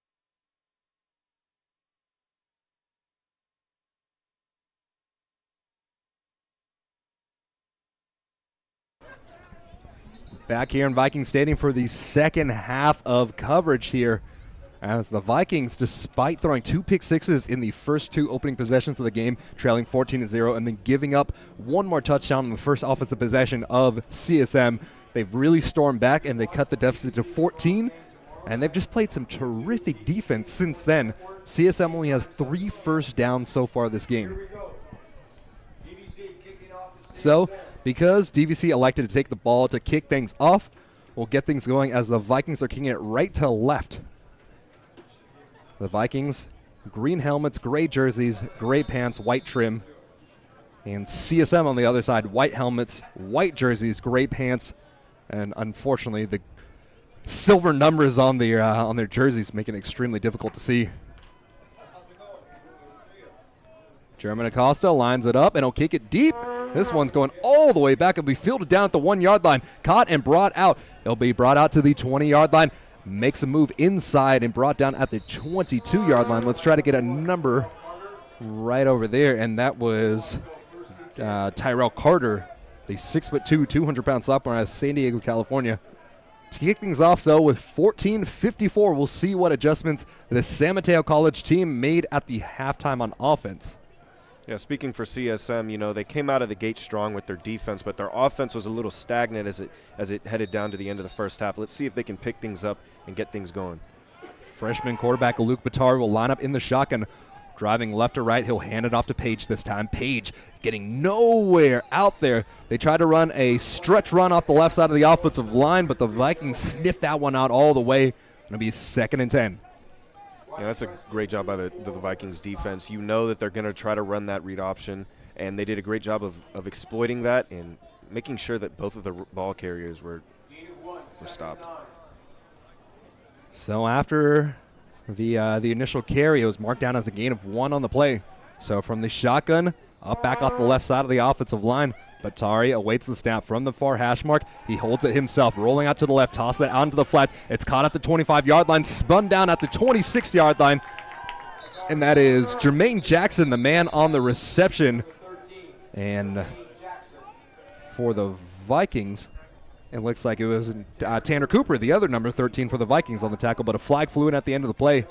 So we'll see what the flag is on here.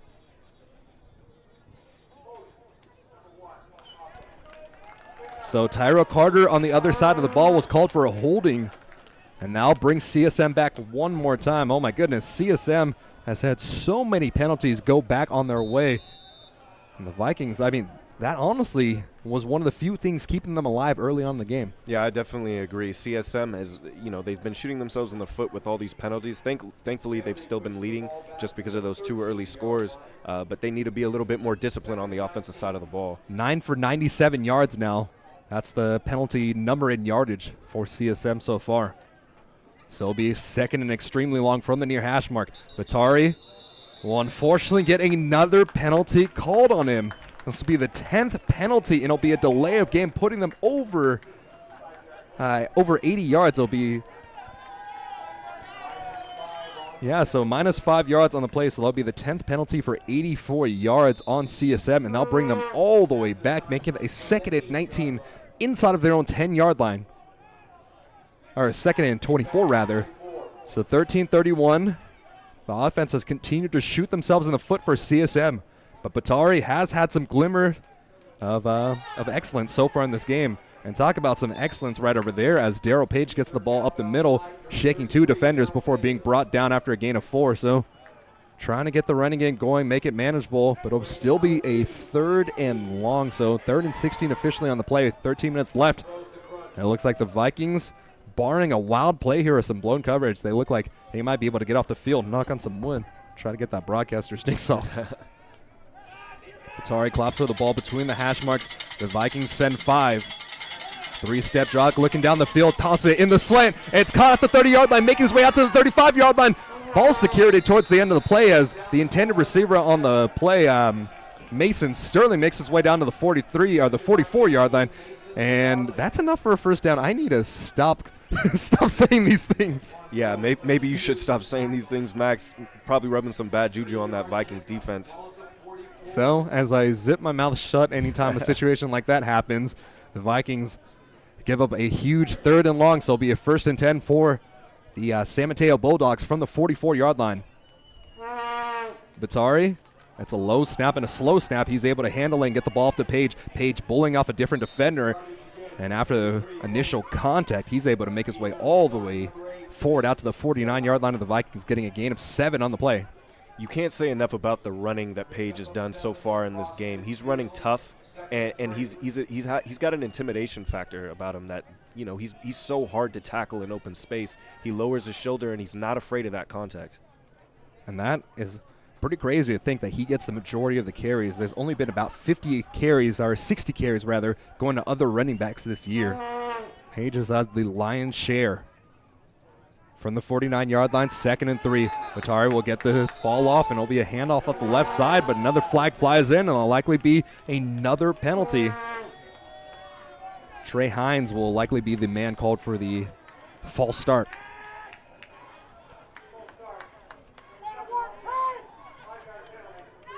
So with that, that's the 11th penalty of the day, totaling up to 89 yards. The Vikings on the other side have 5 penalties for 25 yards. Wow. So this defense getting some assistance, but they've still played some stout defense, barring the first drive of the game, of course. Right. 11-17. Lining up, driving left or right. Batari will shift Page out to his left hip. He'll have 2 receivers off the far side and up back off the right side. Sprinting out to his left, hit as he throws the ball. Good pressure by the Vikings defense as the linebacker Dwayne Alatini came off the edge, got into the face of Batari, and forced him to chuck that one away. 3rd and 8. Recently in the game, it seems like whenever there's a big play to be made for that on that Viking side of the defense, they're coming up with big plays, and they're giving that quarterback, you know, a lot of pressure, and he's being forced to make a lot of quick decisions, and sometimes they aren't the good ones. So the Vikings coming out on that 3-3 stack defense so far this game, but since then they've brought 2 linebackers up the gut. So a 5-man rush for the Vikings, a 3-step drop for Batari. Batari tossed it over the top, and it was behind his receiver on the play. The Vikings had an opportunity at the ball after it was dropped by Mason Sterling. But with that, the Vikings are able to get off the field, forcing a 4th down and a good stop from their defense to start out the first half of play. So with 21-7 trailing, the offense led by Nick Visser will come back out on the field. Yeah, and that's a huge stop right there. You need to get your offense back out on the field and put some points up so you can make this close. The punter for CSM, Michael Pariseau, as this one's a high swirling punt. Wow, what a beauty. Bounce down at the 18-yard line. It'll be fielded at the 14-yard line, brought all the way out to, or not all the way out, but it'll be brought out. A gain of about 5 after the initial reception, or carry, or return rather. There you go. That's the right terminology. And the ball will be spotted down at the 18-yard line. So that's Chris Miles taking over the returning duties after Dominic Dominguez was knocked out of the game with a right arm injury. Good to see this. Number 4 is out on the field. Sturgis Kofor comes back as he works with this team, driving right to left. Visser leading the offense in that pistol.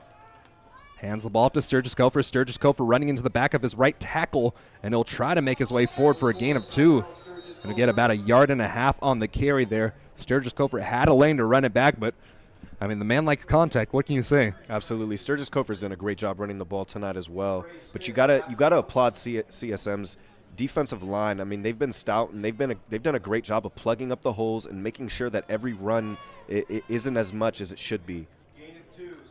And that's the strength of the CSM team. Their front 7 are a group of absolute savages.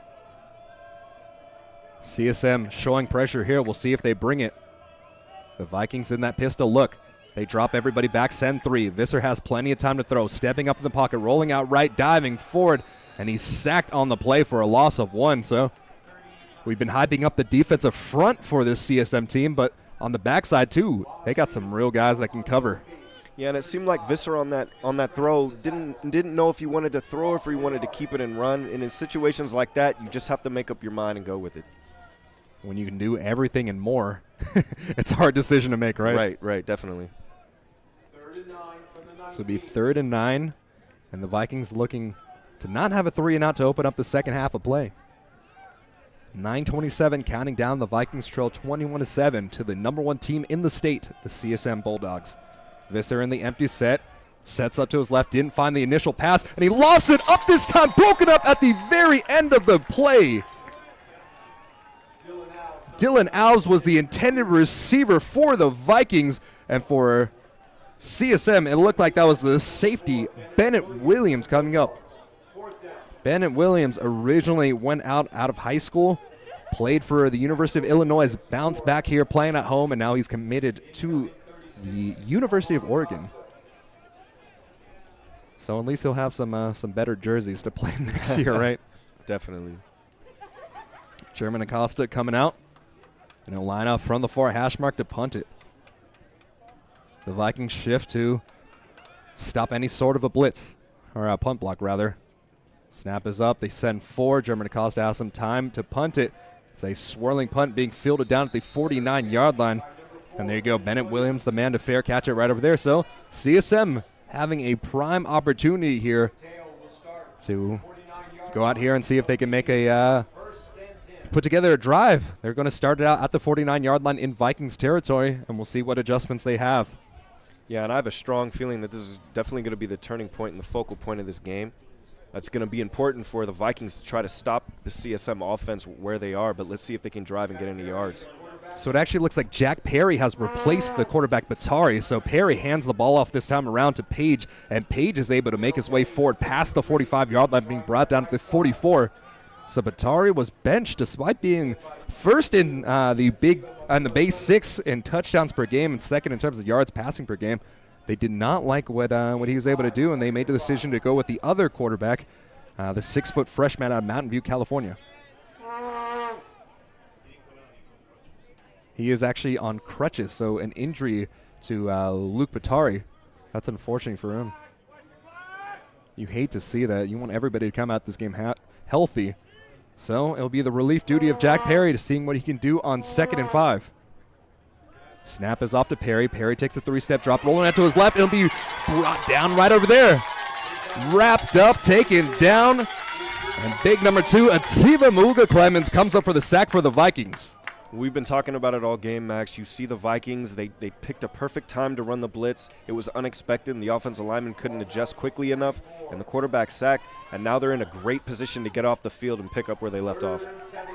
3rd and 17 from the 44-yard line of CSM, a drive that started at the 49-yard line of the Vikings. The Vikings defense bringing a bunch of different looks to the backup quarterback, Perry. Perry gets the low snap. He'll look down the far sideline, toss it up. It's a one-on-one route. Catching it and bringing it in at the 19-yard line. A terrific catch by Tyrell Carter on the play. Spectacular catch right there. Laying out, grabbing on with both hands, and staying to the floor and keeping possession all the way through. And a great job of just beating the defender with just pure speed. Wow. Tyrell Carter gets his 29th catch of the season. And he is an absolute threat. That was maybe the little bit of a play to open up this defense for CSM. Or their offense opening up the defense of DVC, of course. Perry gets the belt-high snap. He hands it off. It's an inside cutting run by Darrell Page as Darrell Page makes his way into the 10-yard line. And he'll get a nice pickup of just about 7 or 8 on the play. Dion Falau, the man on the tackle for the Vikings. And another player is down for CSM, so it's been a game of penalties and it's been a game of injuries. Earlier in the game, the right tackle went down. You see him back on the field now, so that's good to see. But the quarterback, Luke Batari, is on crutches on the sideline, so just one of those games, one of those nights. So 6:55 left in the third quarter play. We see the man get back up on his feet. We'll try to get a number. That's number 51 on the play. That is Anthony Morales, the backup offensive lineman coming out there. So he's able to jog off the field towards the end of the play, so that's good to see. Able to get up there and Good enough to run at least, right? Absolutely. And then additionally, talking about injuries, Dion Falau was the man on the tackle last time out, and he came into this game questionable with a broken bone or a dislocated bone in his hand. So good for the Vikings as well to see that they got one of their key contributors on that front seven back. Jack Perry in the backfield in that shotgun set with Page. He'll hand it off to Page one more time, and Page, not much on that carry as he gets just about to the 9.5-yard line before being brought down. So it'll be officially marked as a loss of about half a yard on the play. It'll be 3rd down and 3. Yeah, and that's a good job by the Vikings front. That's all you can ask for. I don't think there's been one run where Page hasn't finished forward, and that was one of them. And now a Vikings defender falls to the ground. Nobody was around, and the play had already been set up, and he's really in a lot of pain there. So hopefully that is just, it's just one of those nights. Yeah, and it's unfortunate, Max. You never like to see a player go down with an injury on either side of the ball. I don't know what happened on that last play though, because he was standing there and all of a sudden he just went down. Hopefully it's just cramping or something. Hopefully, because it was difficult to try to see what was going on with him. So we'll get you a number on that play once he is able to get up, hopefully on his own power. But the Vikings, they trail 21-7, and CSM has a prime scoring opportunity here. They'll face a 3rd and 4 from the 10-yard line, and we'll be back in just a moment. Diablo Valley College is one of the top career training education programs among California community colleges. Start your career path at DVC and doors will open. Diablo Valley College. Education, opportunity, success. Going to a 4-year college is exciting. Diablo Valley College is one of California's top community colleges for transfer. Start here and doors will open. Diablo.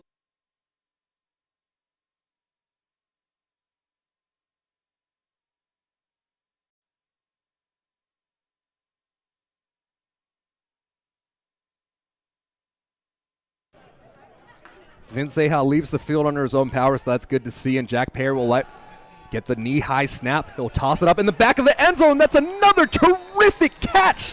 Mason Starling gets a 2nd touchdown of the game as he just leaped up high, showed some acrobatic moves, really contorting his body in the air, and that will make it a 27-7 game with 5:46 left in the 3rd quarter of play.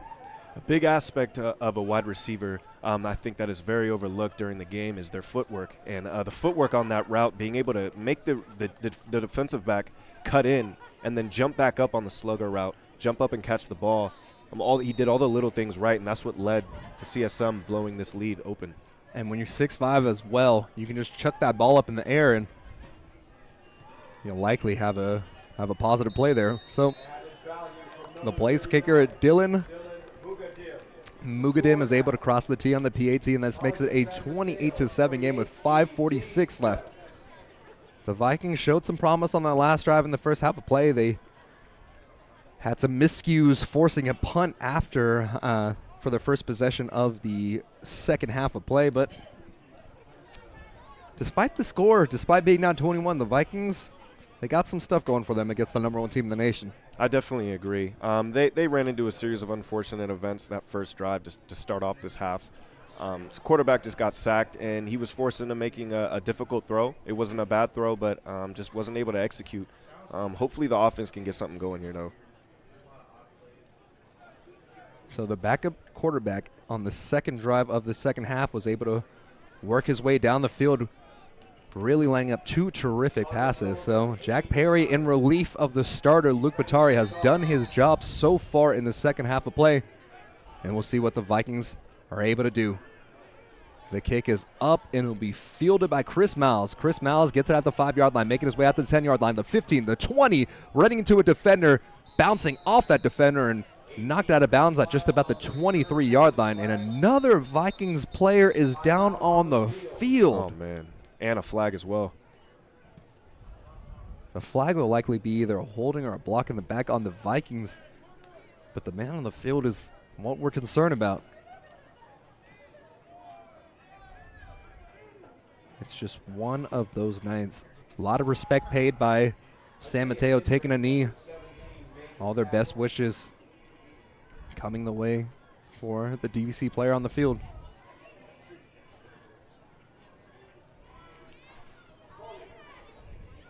So it was a holding on the receiving team. And it will be a spot of the foul penalty there after 10 yards. So we'll see where they spot it after, but the Vikings player is still down on the field. Yeah, it's been a fierce competitive game, and we understand that the game of football is rough and there's a lot of contact, but it is a little unusual to see so many people going down in such a short period of time. The breakdown and attrition of the bodies throughout the game possibly could lead to a little bit of that, but overall it's just unfortunate to see a lot of players go down like this. We'll get you a number on the player down on the field after the fact. It looks like a lower leg injury. We won't speculate past that. But with that, I'd like to invite you to either Viking Stadium tomorrow to come along and see the DVC Vikings Club Lacrosse team take on St. Mary's here at Viking Stadium.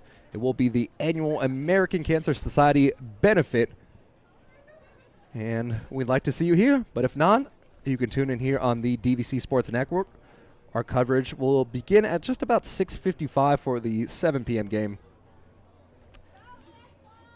And additionally, I want to give a big congrats. We talked about this earlier in the broadcast in the pregame show. But, good job. Congratulations to Julian Gonzalez for defending her her NorCal championship in cross country. She defended her freshman championship. And, just insane. She won the race by a total of 38 seconds. Wow. Yeah. The world of Viking sports, we got some true leaders and some true champions out here. And she is definitely paving the way early on. So with this, we'll take a break coming back. We'll take a quick break coming back on the other side of things. 5:39 left. The Vikings coming back after the kickoff return. Diablo Valley College is one of the top career training education programs among California community colleges. Start your career path at DVC and doors will open. Diablo Valley College. Education, opportunity, success. Going to a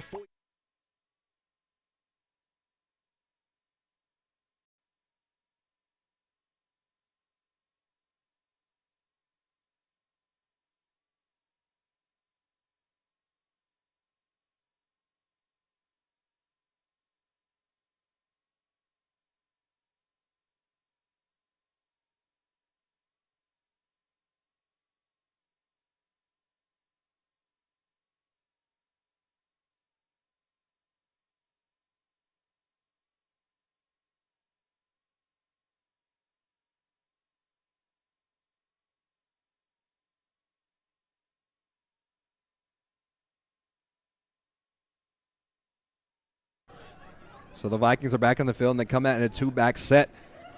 Visser, the quarterback, leading the way for the Vikings. Sturgis Kofer in the backfield, and he'll get the handoff. Bouncing out to the left side of the field, has some space. Tackles down at the 19-yard line. Sturgis Kofer was the man that really laid the impact on that play. Sturgis Kofer comes up for a huge play, setting up a second and short. So let's see if the Vikings decide to take a shot here. Yeah, that's good awareness by Sturgis Kofer. He saw that the lanes were clogged up. He took a step outside, and he was able to get out for a solid gain. And even when he was going down, he let the defender know who was in charge. He had an opportunity to do that last time out, but he ended up running in the back of the defender. So good to see he was able to make the adjustment. So two running backs in the backfield, Austin Williams alongside Tyrell Sturgis Kofer, and Nick Visser leading the way. Visser keeps it himself on the RPO. As he's dropped down for a sack, but a flag flies in at the end of the play, and it might be a pass interference call on CSM. Yeah, you could see him going and rolling off that RPO, trying to find an open man, but, even if it was pass interference, there were no receivers open, and he had to create something. It just wasn't able to happen. Tavita Tafuna was the man who got the sack, but we'll see what the call is on. The call flew into... Yeah, so it's a holding on the defense. One of the defensive backs was holding a receiver from the Vikings, so the Vikings will get a first down on the play. Or they should get a first down. The chain crew having some miscommunication with the officiating staff. They're able to get things going. So it'll be first down and 10 from the 21-yard line after the holding penalty. So fortunately for the Vikings, Visser was able to buy just enough time to draw a penalty on the other side. Yeah. Whatever happens, just give Visser the credit, right? Right, definitely. And it's so interesting to see CSM has had so many penalties, but they're firmly in charge in this game, and it's very interesting to see. It doesn't regularly happen in a football game to have so many yards given up through the flags. So this will be their 12th penalty as they're still trying to figure out how the chain should be set.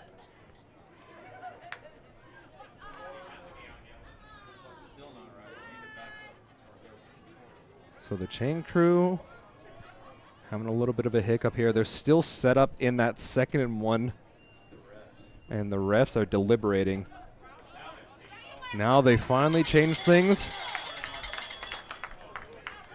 So it'll be a penalty, and it'll be a first down. First down at the 29-yard line. Wow, a lot of confusion on that last play right over there. But fortunately for the Vikings there, it goes in their favor. So officially the 12th penalty for 99 yards on CSM. 28-7. CSM still leads after those 2 pick sixes to get things going, but Visser since then has looked pretty good. Hand the ball off to Sturgis Cofer. Sturgis Cofer cuts it back on the zone right run, and he's able to make his way forward for a gain of 3. I don't know if you saw, Max, but CSM's defensive front did a little stunt on that defensive front. They were able to switch positions just before the snap was put on. I think what they're doing here is just a read going towards Sturgis Cofer. They see him as the bigger threat, so they stunted their defensive line off the left side. And that's definitely a look that they've been working with. Yeah, I can't say I blame them.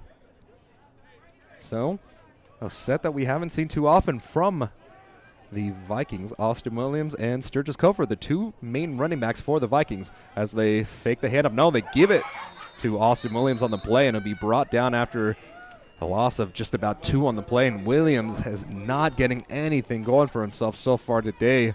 Unfortunately, he's just had no opportunity. The moment he gets the ball, he's just blown up in the backfield. That should be just about his negative 8th yard rushing today, so hate to see it. Yeah, you do hate to see it. But, every time Williams has ran the ball, it seems as if CSM has called a great stunt play or they've called a great blitz from the up-high safety coming down to the backfield. So it's been a rough game for him, but it isn't all his fault. So from the 30-yard line of the Vikings will face a 3rd and 9 in an empty set as Visser from just inside of the near hash mark, staring down the sideline, shifts it over, tosses it out to Dylan Elves, and Dylan Elves almost had the ball picked off right in front of him. Great coverage on the play by the safety, Akil Leland. He almost had his 2nd interception of the season. He had 1 last week against Laney College. And Visser just took a little bit too long to toss the ball in that play. He had just a small window to toss the ball open to Dylan Alves, but unfortunately he was not able to hook up with his wide receiver, and the Vikings will have to punt it for the 2nd time.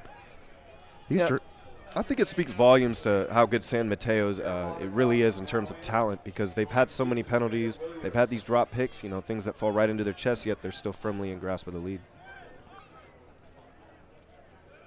German Acosta, the punter once again for the Vikings. Bennett Williams, the man on the return, bringing the pressure. A high swirling punt will be fielded at the 49-yard line. So it's the 2nd punt of the 2nd half. And just like the first one, the ball was fair caught at the 49-yard line. So if we're working like clockwork, let's see if there's some more penalties on CSM. Right. And if I was CSM right here, right now, what I would try to do is really get that ground game established, keep running that clock.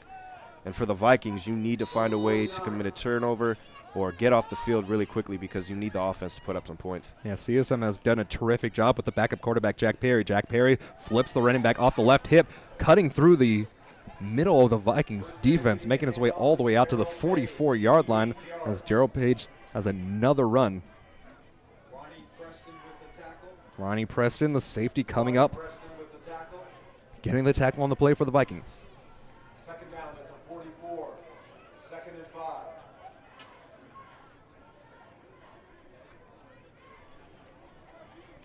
2:38 left in this third quarter play as Perry awaits the snap, motions his running back off the left hip. Two receivers out to the far side of the field, takes a 3-step drop, has the man open and overthrows his wide receiver. Antoine Browse was the defender on the play, as it looked like Trey Hines was the intended receiver, the freshman out of Dublin High School. Coming in this game, 5 catches for 21 yards. And that is just what happens when you have a backup quarterback into the game. And it just looked like a little bit of miscommunication on the end of the receiver and the quarterback. He threw it just a little bit too soon before he broke off the top of his route.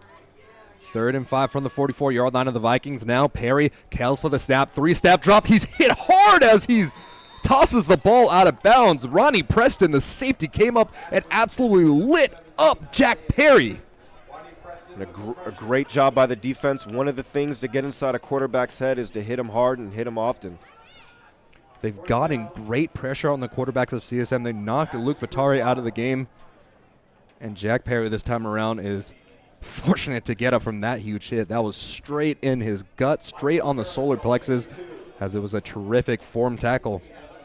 And now Chris Miles will line up at the 11-yard line, waiting for a punt from Michael Perso. It's a low snap, high swirling punt. He'll bounce down at the 5-yard line, getting into the end zone. CSM was not able to get there. And honestly, for the first time today, Perso has had a bad snap. He's been terrific so far today. So far this season, he's averaging 42 yards per punt, 58-yard long. Has 11 of them going inside the 20-yard line. He's a terrific punter, but a miscue from CSM will push them all the way out to the 20-yard line. And the Vikings will start there with 2:14 left in the third. Yeah, and I got to say, it wasn't a bad punt. But the bounce was just a little unfortunate. Yeah. It didn't go where they wanted it to go, and they just weren't in position to stop it. I mean, they were in position. It just took an awkward bounce. That's the way the football rolls sometimes. It's like one of those crazy balls from back in the day. Yeah. Visser in the pistol set. Williams is in the backfield. 2 receivers out to the short side of the field. Visser's being pressured from behind. He doesn't see it. He's hit down hard, and that's a terrific cornerback blitz by Trey Pierce. And what a big whopping hit by the defender right there. I've been saying it all game. They bring that pressure off and make it look like he's going to sit back in coverage when in reality he's coming off the edge. And it was his blind side, unfortunately, that he didn't see him coming for 1 second. And that's actually Trey Smith. I had the last name wrong on that play. Huge sack on the cornerback blitz. That's a gutsy play by CSM right over there. It is, but I think it was the right one because when you're coming in from the outside and you think that they're dropping back in coverage, it's a really smart move to go for the quarterback on his blind side where he can't be seeing you. And they blitz that from the long side of the field too. Unexpected. Yeah, exactly. That's a lot of faith on your front seven being able to hold up the quarterback there. And yeah, anytime you get a 7-yard sack on the play, that's probably a good play, right? Absolutely, yeah. You're not going to feel sorry about that.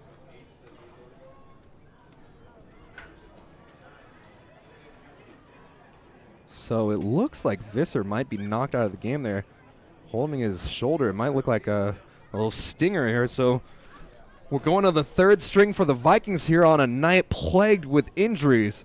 David Hamilton does absolutely everything if he is the one coming out to take the snaps for the Vikings now. Let's see. We're trying to get a number on who the quarterback will be. It looks like it'll be number 9, David Hampton. So this is a little interesting fold here. David Hamilton has played wide receiver, has played defensive back, has played on special teams, and now is playing emergency quarterback for the Vikings. The freshman out of Alameda, California. He's going to have to do something amazing for this team. Yeah, he really is going to have to pull up some sort of a miracle. You appreciate the versatility in the athlete, but you understand that this isn't the position that he's used to playing. 2nd and 17.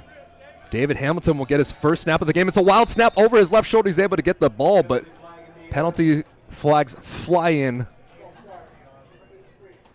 And a false start on the Vikings will bring them back even further. So fortunately for the Vikings actually on that play, because if there wasn't a false start, David Hamilton would be in quite the precarious situation after that and a little bit of a wild snap.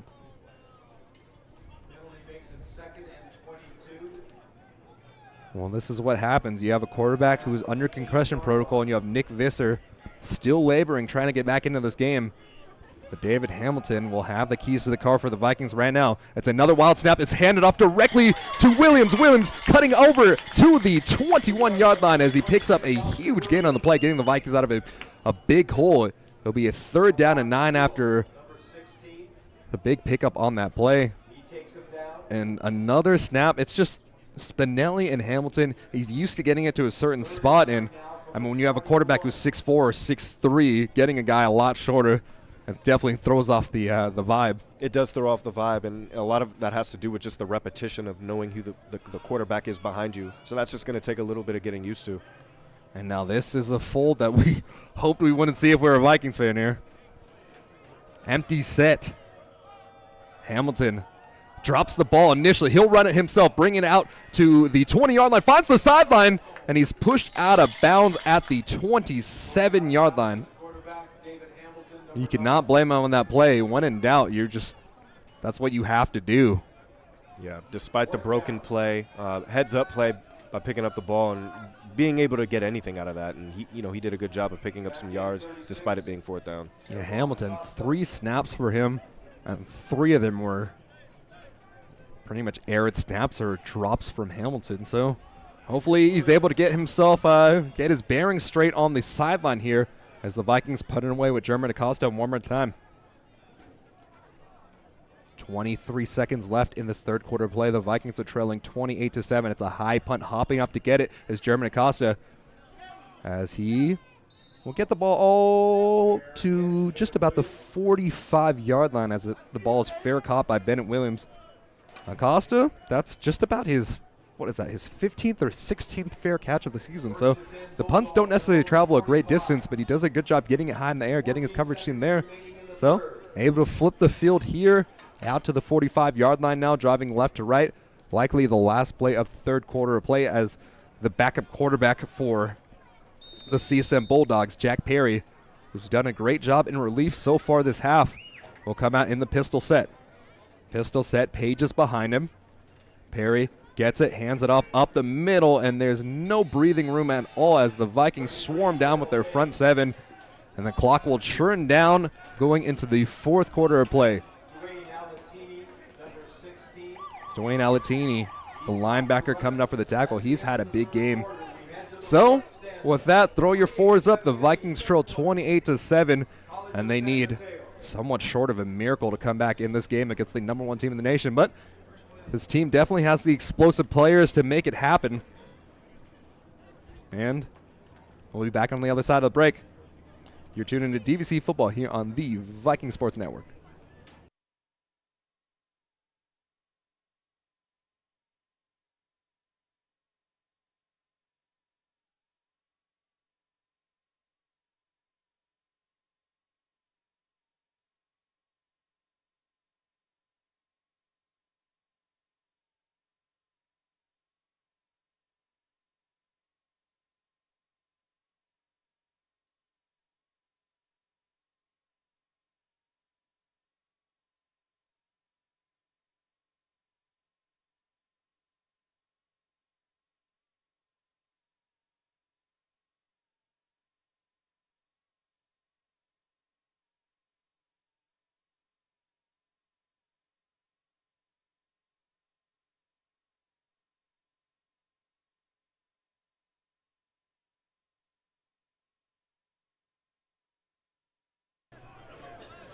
.15 minutes left in this game.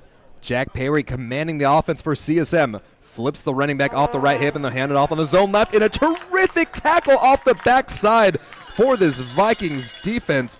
It was Ativa Mauga Clemens coming up for the tackle for loss. And he's able to bring down Page for a loss of just about 4 on the play, or 3 on the play.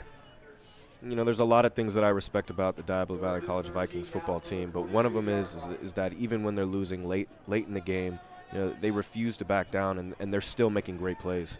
They're competing as if they're competing to win the game because obviously they're still in it. Yep. There's still a shot. There's still a shot. If you have at least a 1% chance, there's still a chance, and they definitely have higher than that at least. Yep. Snap is off. It's a low one to Perry. Perry taking 3-step drop. He's brought with a lot of pressure. Flag flies in as Perry scurries forward. He makes a move at the 50, out to the 45, avoids a defender running out of bounds at the 42-yard line, but this one will likely come back on the holding call. One thing we just learned on that play, both the quarterbacks for CSM, really good athletes. Yeah, they can run the football. You know, didn't know too much to expect from Jack Perry, but he's done a great job coming in as a secondary quarterback. He made a great throw earlier in the half to blow the game open a little bit more, and he's doing a good job commanding the offense. But unfortunately for the backup quarterback in Perry, that holding call will push him back way into his side of the field. So it will be marked down at the 32-yard line, and it'll be third in eternity. 32-yard line of San Mateo. Third down. Perry will have two receivers out to the far side of the field. In the backfield is Page. I don't think Page has taken a single break this game. 3-step drop, finding a man downhill. Has an opportunity, and this one might be picked off, broken up at the very last second. The intended receiver on the play was trying to get a number. It's hard to see those. It looks like that was Xavier Johnson, number 84 for CSM, and strong defense by the Vikings as another penalty pushes CSM back, and they're forced to punt it once more.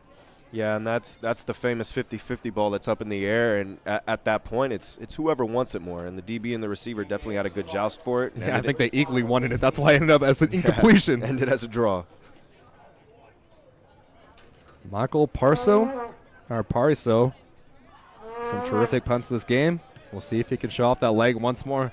Swirling punt will drop down at the 32-yard line, taking a sideways bounce and then a CSM bounce. Rolling into the 30-yard line, it'll be fielded down at the 27. So flip the script, and let's see if David Hamilton really is the everyman, if he can do everything. DB, wide receiver, quarterback. He's got the tendencies and qualities to make great plays, and all that we need to do is see him do it. He's got to execute. The Vikings have been pinned down on their side of the field for almost the entire half. So they got to get some stuff going, turn down some yards. The jersey and the shoulder pads come off for Visser, so Hamilton will be the QB. Williams is in the backfield alongside Visser Hamilton in the pistol set, as it looked like Hamilton was trying to give the ball off on the left side, and Williams was running off the right hip, and another miscommunication leads to a good tackle for loss from number 95, Dung for CSM. Yeah, and even though it always isn't the case with a new quarterback, you have to think that some of these things are just inevitable. And like I said earlier, it's just because of the repetition, and certain things are going to happen in terms of mistakes.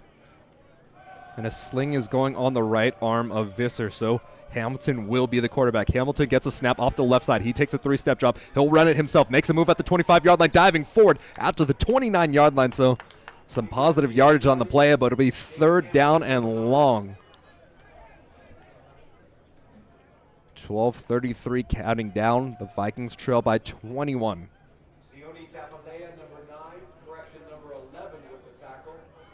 And for CSM, one of their lead linebackers, Sione Tafalele, able to get the tackle on the play. 3rd and 8. Let's see what the right arm of Hamilton can do. Williams is in the backfield on the pistol from the near hash mark. Hamilton calls for the snap. Handles the snap well this time. Pressure being brought. Toss it over the top. Dylan Alves is there to make the catch. And that's the first reception from the wide receiver in as an emergency quarterback. And from the 42-yard line, the Vikings will face a 1st and 10. Great job by that backup quarterback to be able to stand in the pocket and trust your offensive lineman, and know that you're going to have the time to make that throw. And then an even better catch by Dylan Alves, standing in there, taking the hit and holding on to the ball.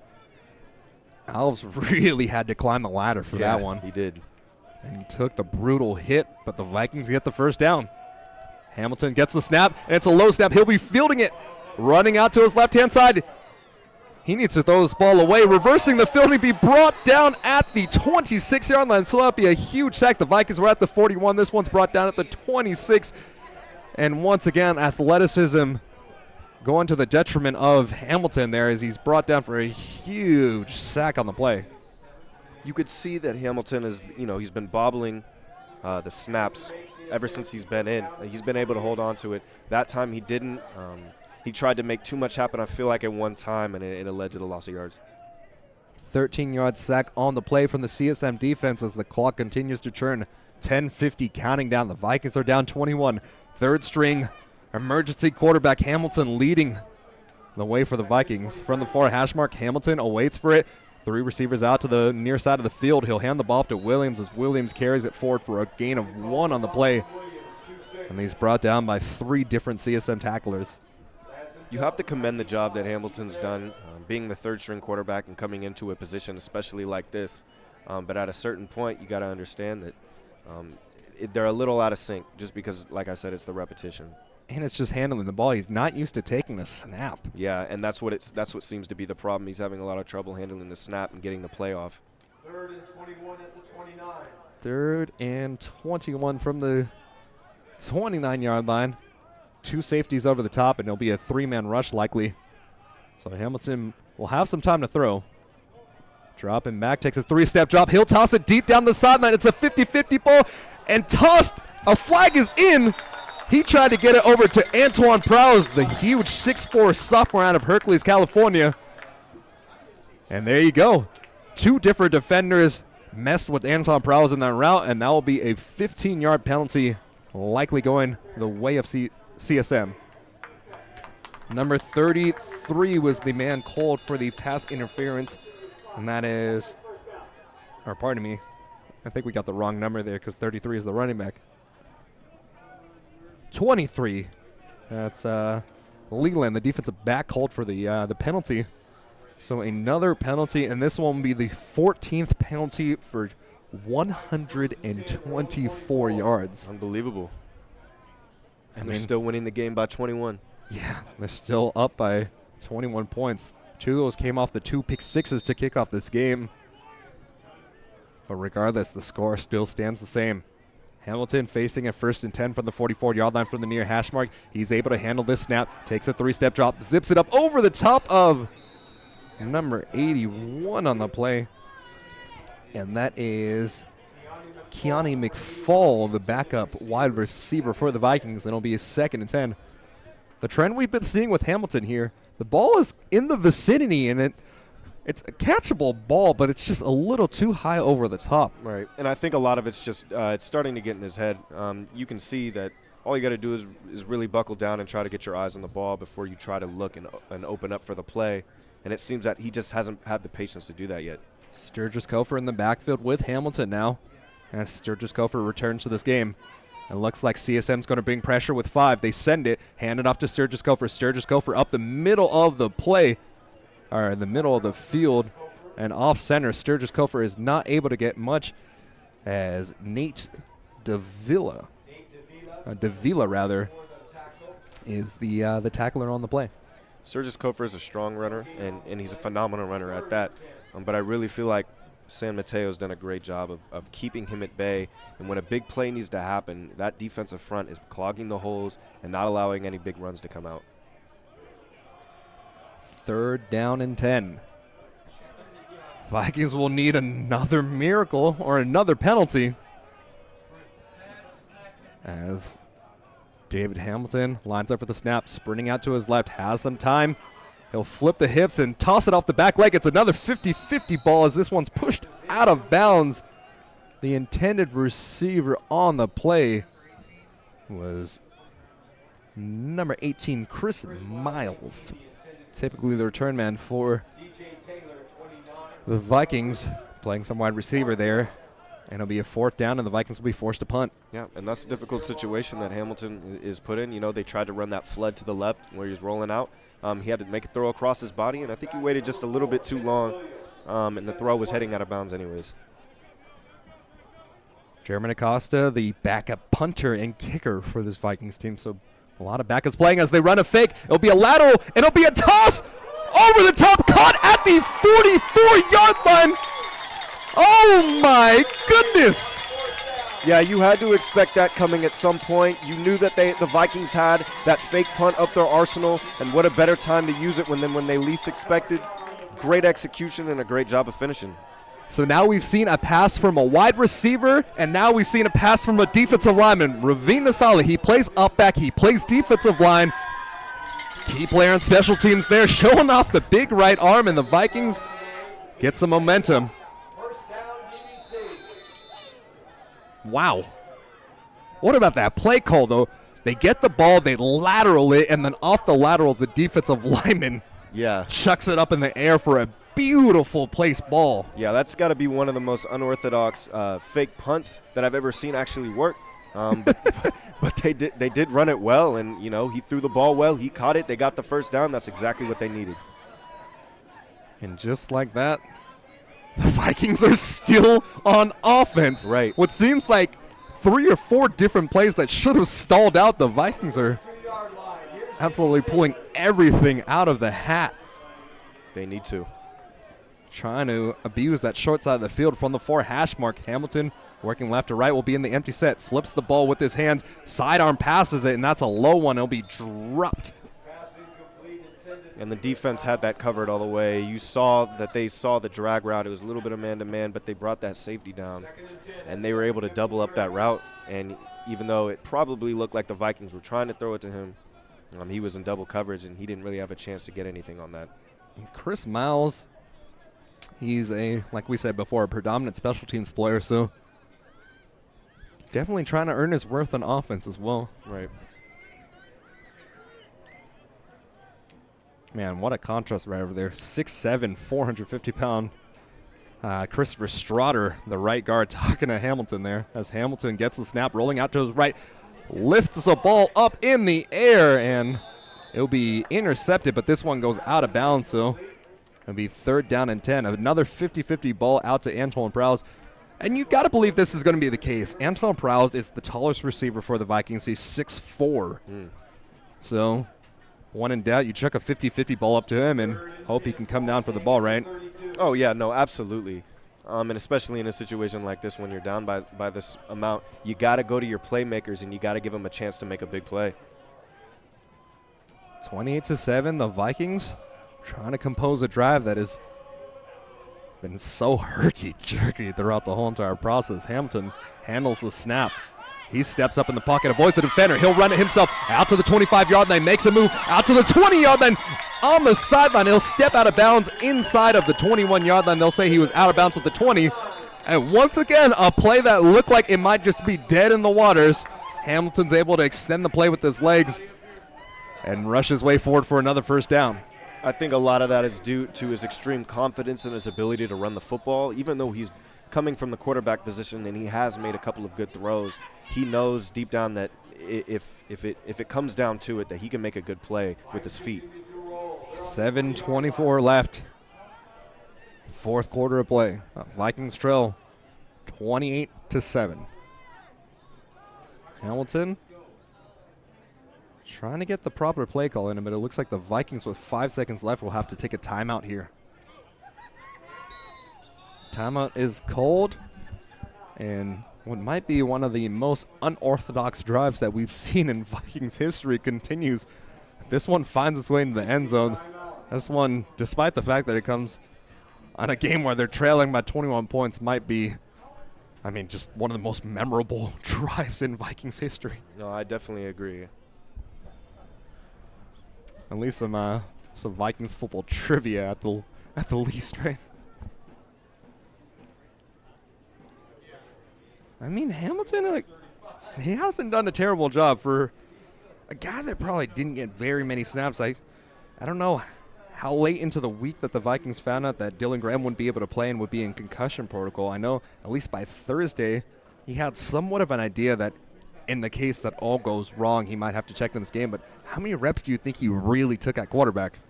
Probably not that many. And I can say from experience, learning a new position on the fly during a game is one of the most difficult things to do for an athlete.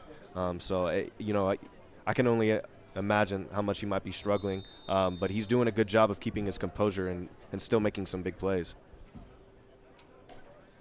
Sturgis Kofor hanging out with his his quarterback on the sideline here.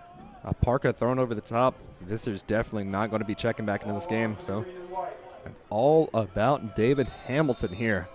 From the near hash mark, Hamilton's driving left to right. 3 receivers out to the far side of the field.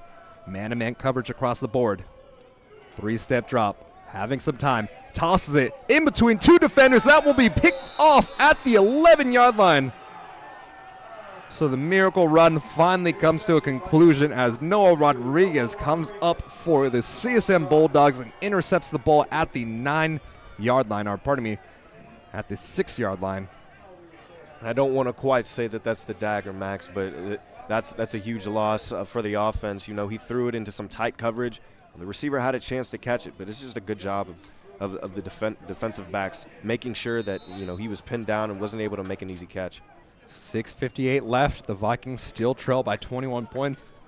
And this game has turned into, I mean, this game was essentially a battle of backup quarterbacks since the half. So it's a backup quarterback for CSM handing the ball off to Darryl Page as Page is lit up in the backfield. So the Vikings defense still isn't going to sleep, as they're still sending pressure and trying to get the ball back. You love to see this. It's just competing till the last bell. Yeah, I definitely agree. Page has been a great runner all game, and we spoke a lot about him and falling forward, but the defense, you know, they refuse to be shook. And to be honest, though, the Vikings' aggressive man-to-man defense has paid off tremendously. Aside from 2 big plays, they have really kept everything in front of them, competed for the 50-50 balls, and made things happen. They show man-to-man defense here as they shift Page back into the pistol set. Perry gets the snap. He hands it off the right side of the offensive line, off right tackle, about 1 yard to gain on the play for Page. And Page has definitely had to earn all of his money tonight. You know, and even though they're backed up in their own territory, deep in their own territory at that, they have a big lead, and I think they're running the clock. Yeah, they are running the clock. They're making the right decision. It's still interesting to see their offensive play calling here with the backup quarterback. We didn't see a single pistol set in the first half when Batari, the starting quarterback for CSM, was out on the field, but we've seen a couple pistol snaps for Jack Perry in this offense here. So just nice little different folds. Low snap. It'll be handled. Toss it on the quick slant. It'll be caught by Mason Sterling as Sterling's able to get the ball out to the 11-yard line before being brought down there. It'll be a 4th down and another punt. I think one of the real important things here that they did was they completed the pass. And even though they were going for the first down, you know, he caught the ball and that clock's still running. They get to shave off another 20, 15 seconds off the clock. 5 minutes counting down. Michael Parso coming out to punt it. He'll be in his own end zone this time around. He'll line up at the S of the DVC Vikings logo. Chris Miles, the return man, taking his time, and this one will be slightly shanked off the foot. It'll bounce down initially at the 46-yard line, running into the return man, bouncing down all the way inside of the 40-yard line, and it'll stop in its tracks at the 35. So a terrific punt from Michael Paraso. And this one is pretty close to his career long. And if he got it, it's because of that great roll he got from the football. I mean, you see a lot of teams shifting over to that rugby-style type of punt because of the type of roll. So we can have a traditional punt and then a rugby-style type of roll after that. That's you want the ball terrific. You want the ball spinning when it hits the turf, not flipping. 4:33 left in this 4th quarter play, and David Hamilton still driving the car for this DVC offense. Keeps it on the quarterback keeper. And David Hamilton will be brought down at the 40-yard line.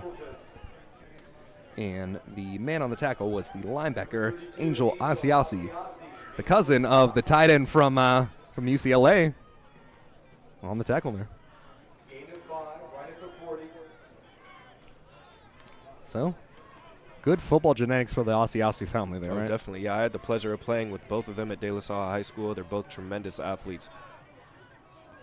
So from the 40, Hamilton is able to handle the snap, and it's a miscommunication. It looked like it was supposed to be a run for Williams, and Hamilton is brought for a loss of 5 on the play. And this is the 2nd or 3rd time we've seen it since Hamilton has checked in this game where It's just a miscommunication between him and his running back. Tries to hand the ball off one way, and the running back goes the opposite way. Yeah, it's the second or third time that, he's turned to the wrong side, and they haven't been able to get the runoff. So, third down. 3rd and 10 from the 35-yard line. 3:23 left in this fourth quarter of play. The Vikings looking to pin a few more points on the board before this one's out.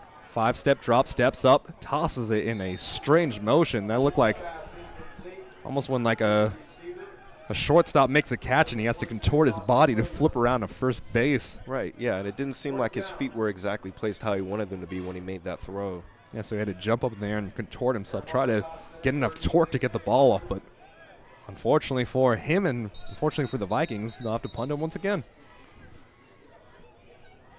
So we're going to see another defensive lineman bombing it down the field. Are we going to see Ravina Salih's right arm again? Honestly, I wouldn't bet against it at this point. You gotta be pretty desperate right now. They got him in on the field. Checking in late as well. That means he was talking on the sideline, right? Man. German Acosta, heels on the 20-yard line. Bennett Williams, the return man for the Bulldogs. Snap is off. This one will be a punt from Acosta. It's a high, winding punt.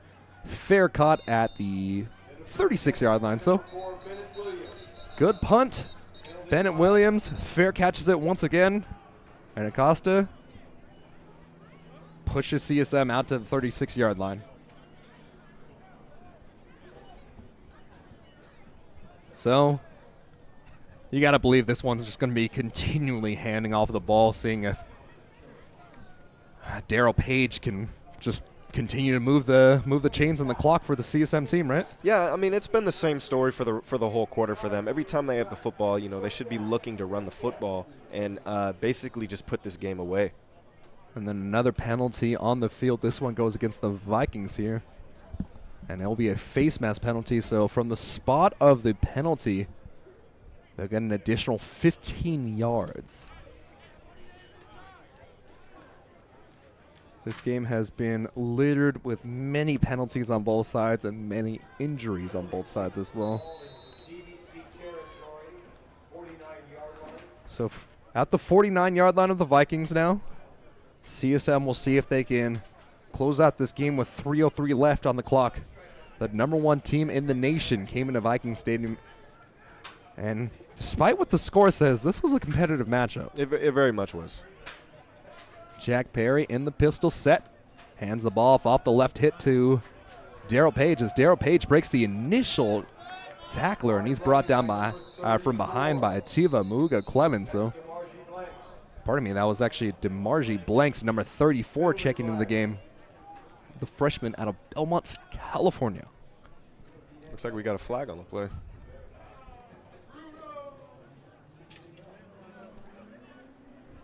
So backups across the board now. Backup quarterback, backup running back. Battle of the backups. And right now for, San Mateo, at this point in the game, you have to be thinking that we don't want to risk any injury to our big playmakers. And I feel like they know they have this game won for the most part, and they just want to run out the clock and not risk anything and play a safe game. Can't blame them. So no foul on the play. And, well, the ball will move out, and it'll be a 2nd and just about 6. 4-yard gain out to the 45-yard line. Another stoppage in play here. 2nd down.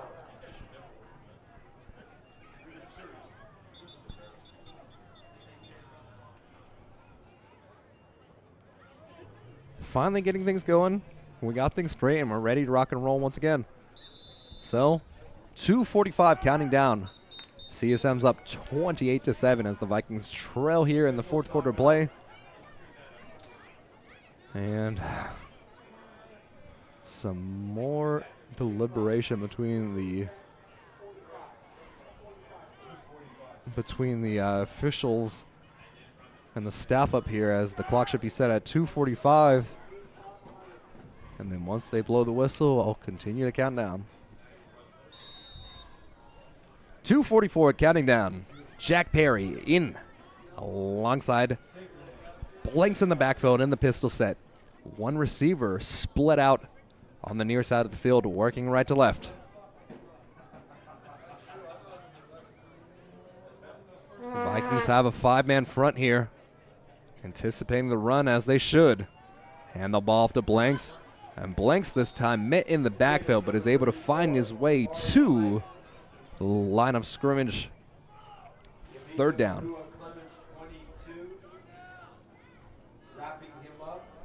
Ativa Muga Clemens, one of the leaders for this DVC defense, getting some more yardage.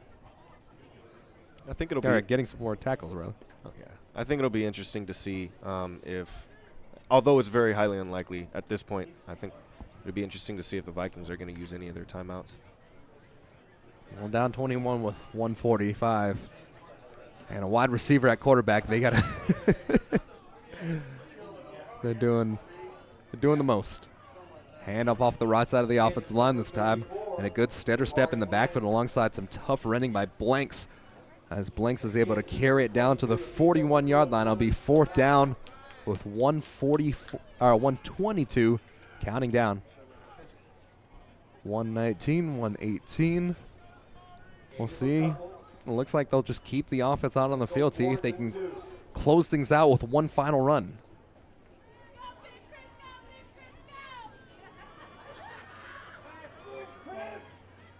Jack Perry coming in as a reliever for Luke Batari, who had to leave the game with what looks like a right ankle injury.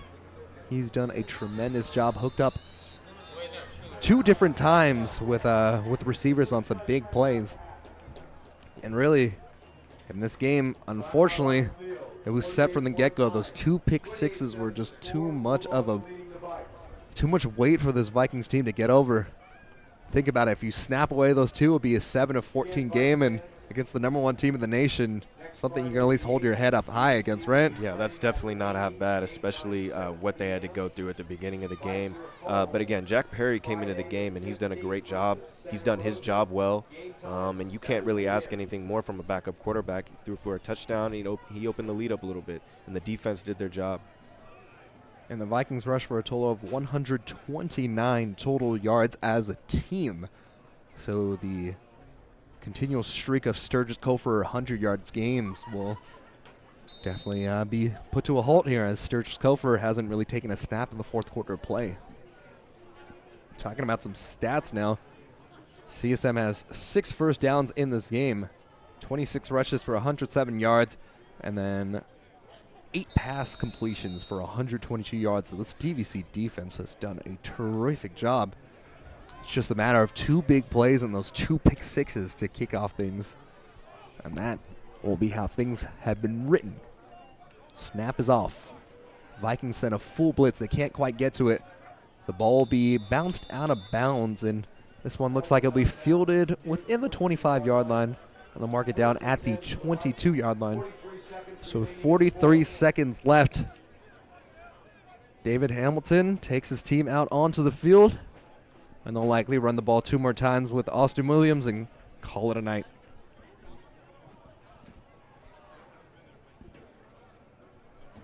At this point, though, you don't know if Graham's going to come back from concussion protocol. You don't know if this is going to be back with that right shoulder injury. So you just run a few plays for David Hamilton and see if he can actually just get some reps. I think this is important for him, especially because he's been struggling getting the snap and throwing the ball. I think you need to run a few plays just to get him a little more fluid. And that's exactly what they do, as Hamilton's pressured up the middle, toss it off the back foot, and it's lofted way too high over the top for his intended receiver. And that was McFall, the wide receiver. 2nd down and 10. 38.5 left in this 4th quarter of play. Vikings trail 21 points.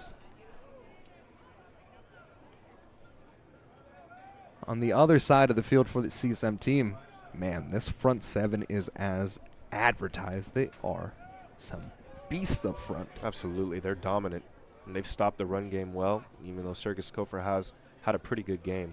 And Hamilton would keep it on the quarterback keeper there, shifting the hips, making a move the near sideline.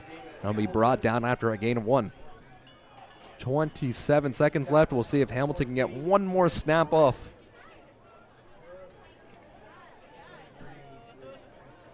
"18 seconds. Hamilton standing on the sideline. He'll take a sweet time to get back to the huddle, and this one will come to a conclusion. Handshakes on the field. A lot of mutual respect between these two teams. And the CSM Bulldogs remain undefeated, 8-0, 3-0 in Basics Conference play, as the number 1 team in the nation stays the number 1 team in the nation after this one. The Vikings on the other side fall to 3-5 on the year, so they definitely need to come back strong. They have 2 more games left this year against this Santa Rosa City College. That will be the last home game here.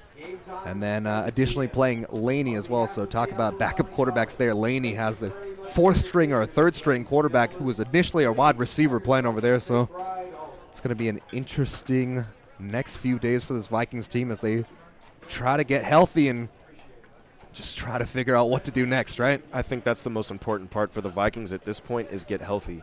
I mean, Nick Visser did a great job at the quarterback position, and you could really tell he was coming into his own as the game progressed. For sure. The injury was a huge blow to them, and I think that the outcome of the game would have been very different with him behind the center.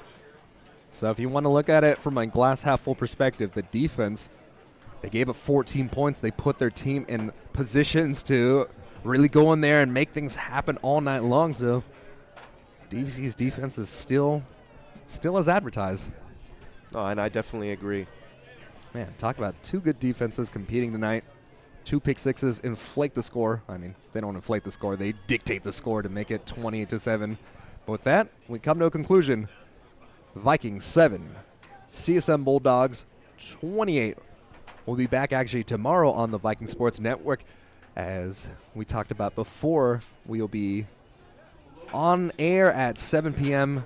as lacrosse takes on St. Mary's College for the annual American Cancer Society Benefit Memorial Game.